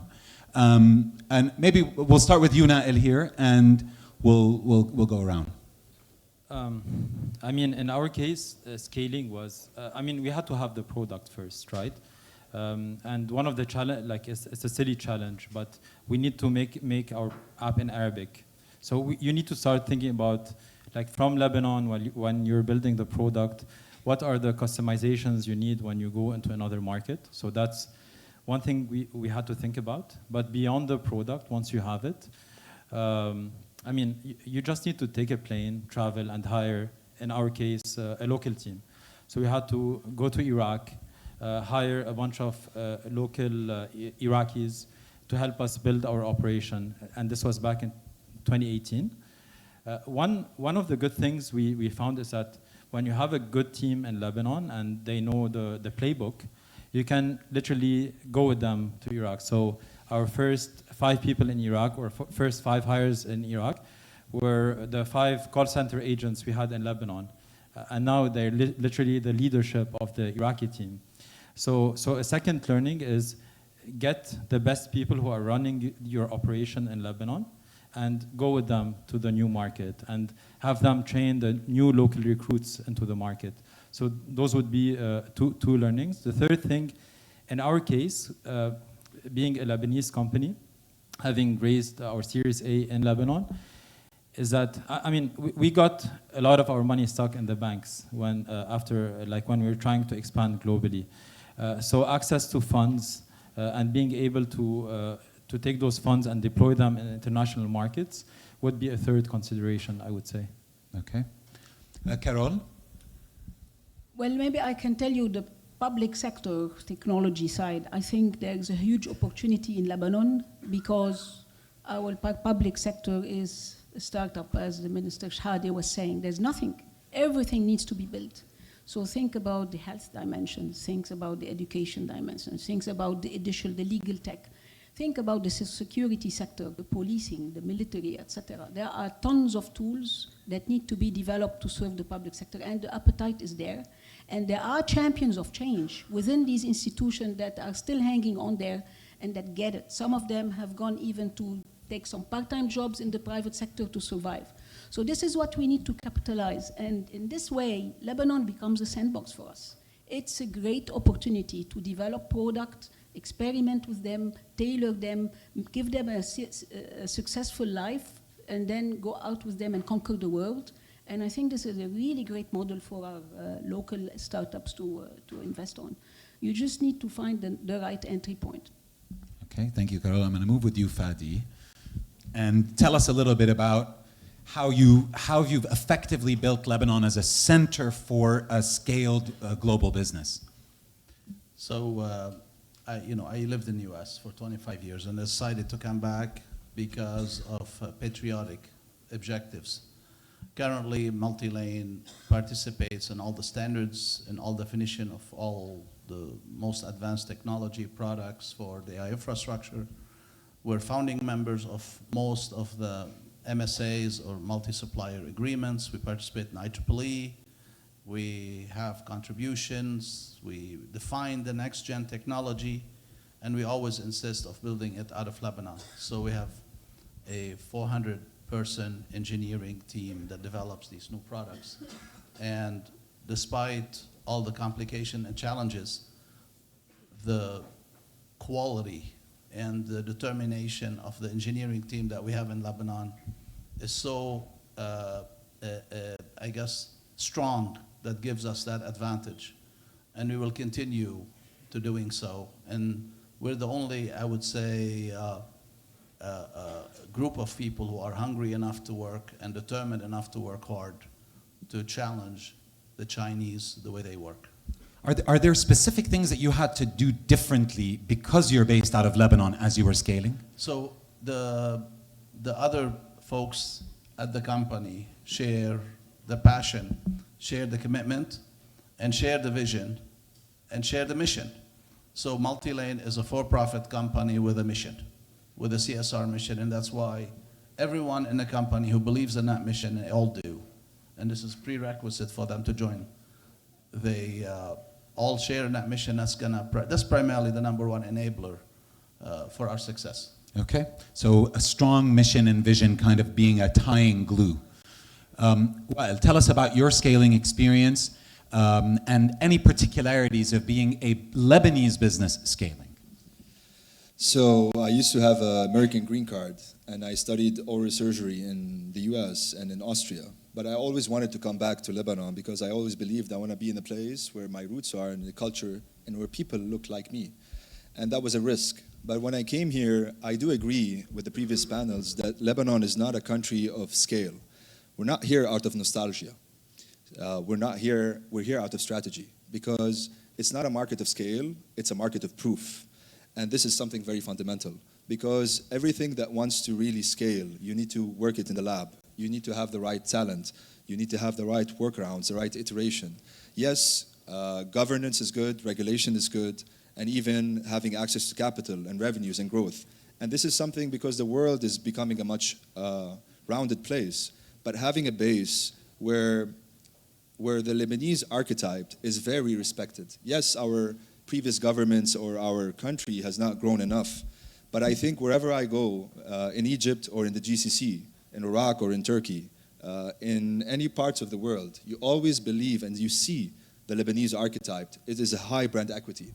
So that's why if you focus your base in Lebanon and work on iteration, less on the storytelling and more on the execution, and you're cash strong in the sense of you have fundamentals and good revenue drivers, I think you can do remarkable stuff, and I think the people around here are proofs of that. So you mentioned fundraising. Right now, and the Minister, His Excellency, mentioned the dearth, the gap that we have in fundraising, the challenges of investors putting their money and feeling confident putting their money in Lebanon. How did you convince people to fund you? All of you. And yeah, you smile, it's a big smile, it's a good answer. Tell me. So for us, honestly speaking, our back office, our base is in Lebanon, yet our legal headquarters is in Abu Dhabi. So that was rather easy for us because we're established outside Lebanon. Our revenues are coming also 90% outside Lebanon. So Lebanon was always our brain, our back office. So that was easy for us. But I think daughters can have a great experience being from Lebanon and raising Lebanon before even the crisis. Yeah. So, I mean, we were lucky in our Series A. We found people like Abdullah and Reis who invested in us and are on our board.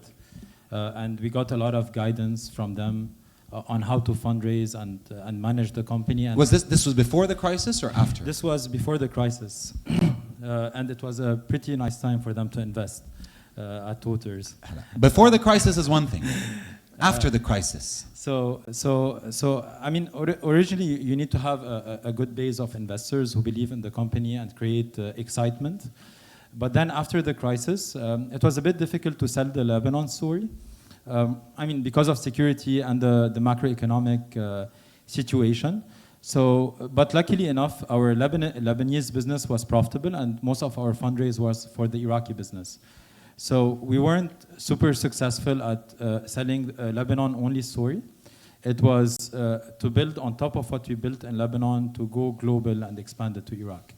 I mean, through this story, we still had challenges because Iraq is not way better than Lebanon. Yeah. But I mean, it's a bigger market. So we went to investors who would be interested in those jurisdictions, such as the IFC, some local family offices, some of our suppliers who sell us products, etc. So you need to really sell the story of growth, potentially de-risking Lebanon, but also go to the relevant parties who would be interested in funding such a market. And that's not so. Are VCs, you think, ready at this point? I know we have them in the audience, but I mean, there's interest now. I mean, the excitement about the Lebanese market is way more this year, actually this month and last month and the previous quarter than ever, even more than pre-crisis, actually. Even the multiples seem to be getting better. So. Okay. And Abdullah just informed me they invested before, during, and after the crisis. So, actually, yeah. Amazing. Carol. It's interesting because neither in CME nor in Siren we have never gotten any investment. So all what we have invested is our time.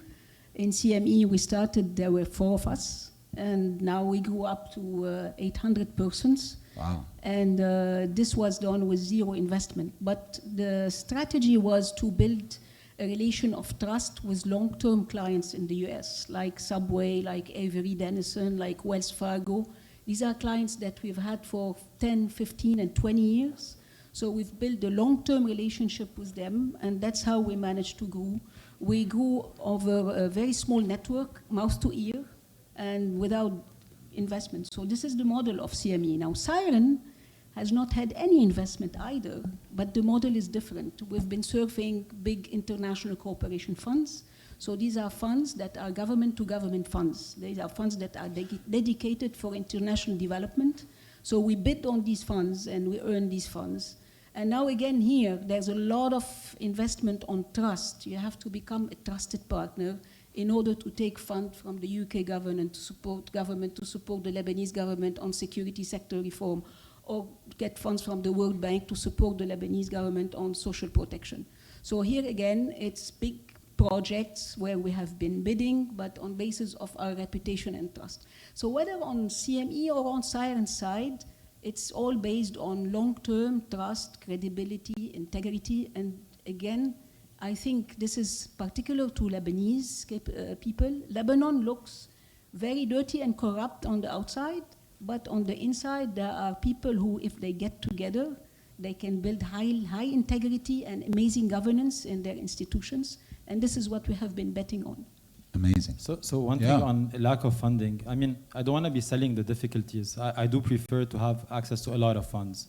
But one thing on having difficulties fundraising, you tend to become a lot more efficient at spending your money. I mean, at Toters, we're one of the most capital efficient. So for every dollar that we spend, we get one of the highest rates of revenues in the world, in the industry, just because we had to be very careful in how we spend our money.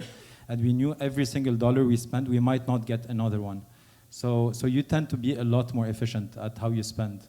Yeah, this is similar to what Wael was saying earlier, the kind of fiscal responsibility, or playing the game on hard mode in Lebanon. So, Fadi. We never raised capital. We raised purchase orders from customers. And that's a lot more effective. How did you raise purchase orders from customers? Asks. Yeah. I would love to invite you on a call with AWS anytime you want. It's a lot of experience. I guess, know-how, trust that you build with customers. So our customers invite us, or partners in industry invite us to participate in defining new standards. Today we have, I would say, at least a dozen products we are #1 in the world in, and with at the early forefront in defining and building new technology. Selling Lebanon has been the biggest challenge, but we don't tell them what goes behind closed doors when we're operating. But effectively, we've delivered ahead of anybody else, being at least 6 months to 1 year ahead of any of our competitors, the most competitive and capable solutions to the market. And they only selected us because we were the first to market with such products, not because we're cheaper. And we're competing based on innovation, time to market, creativity, and dedication. And that's been tremendously important. So today, in order to scale, of course, we're running a very successful business. We're running an effective cash flow. Fadi, couldn't you scale faster if you raised more money?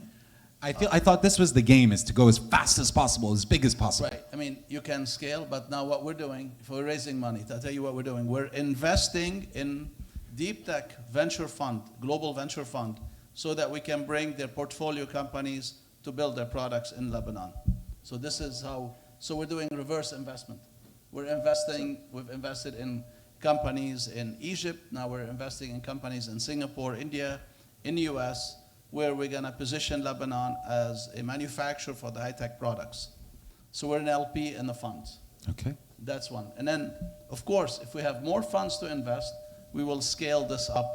But, of course, we can't go and justify based on any P&L before the execution decrees for the special economic zone law that Dr. Shahedi mentioned pass through government.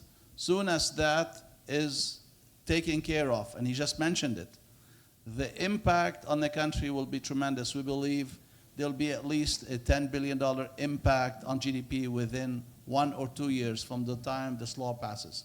These are factual numbers because the global marketplace today builds the AI infrastructure products in China, and all of them are looking for alternative locations where they can build such capacity, such manufacturing in a $1.4 trillion industry.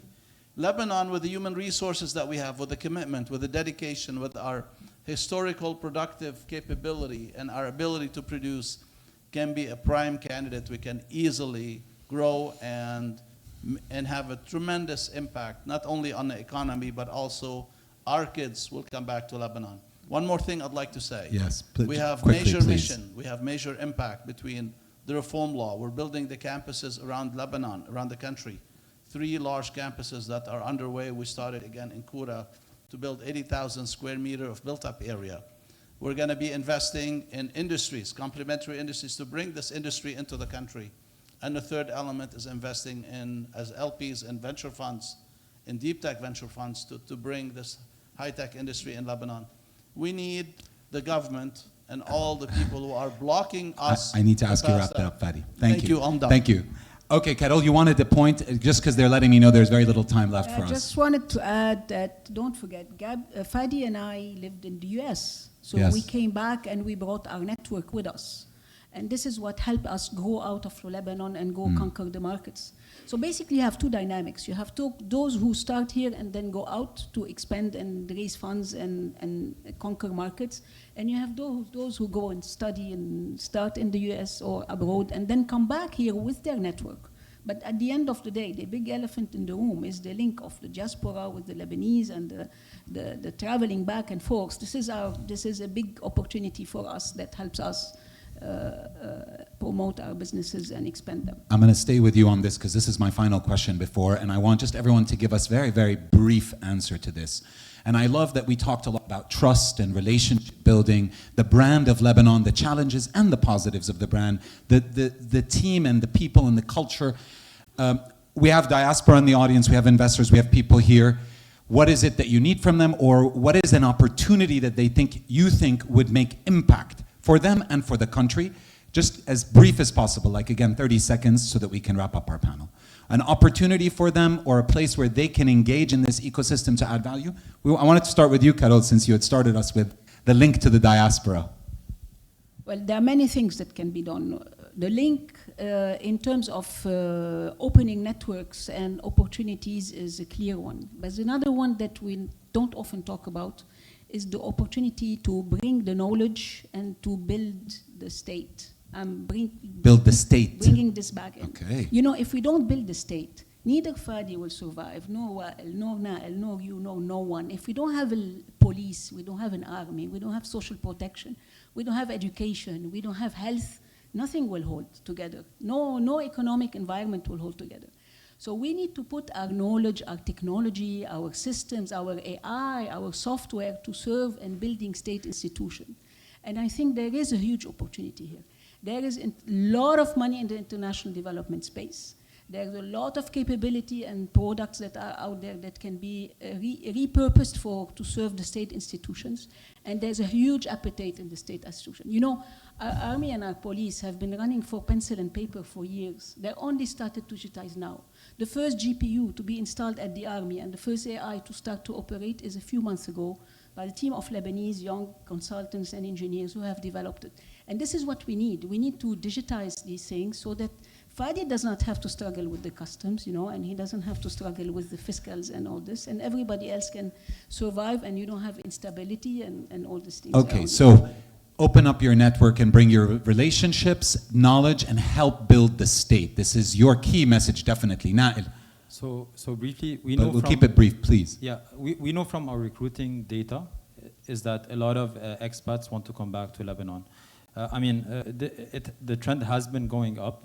And what we benefit from as a company is basically bringing back the knowledge. So I agree with you, Carol. In fact, Joey came back from the US to help us build our engineering capabilities when we needed to scale our engineering team to support the scale of the business. I mean, he chose to go back to the US because I paid them a lot more money.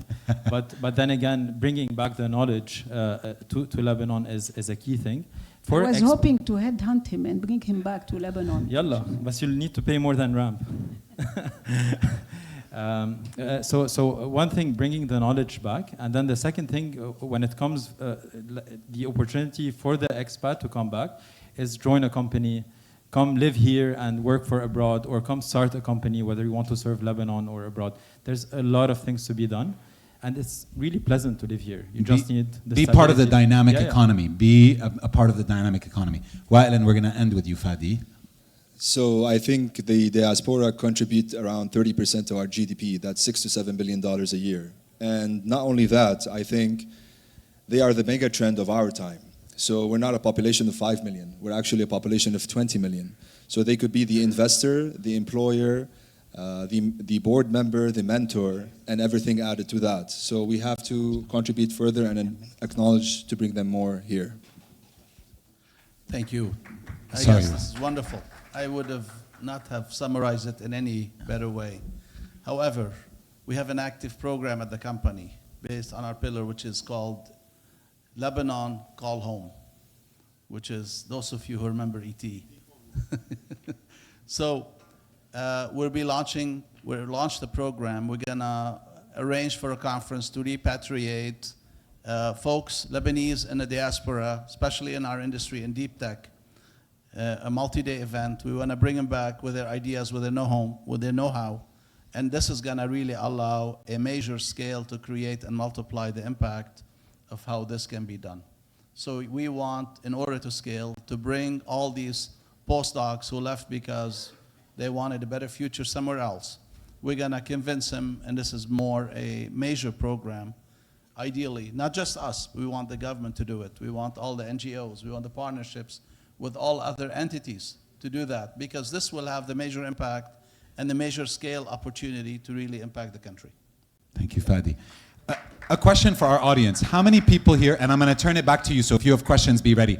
How many people here would move back to Lebanon, if you're an expat, move back to Lebanon if you had the right opportunity? Raise your hand.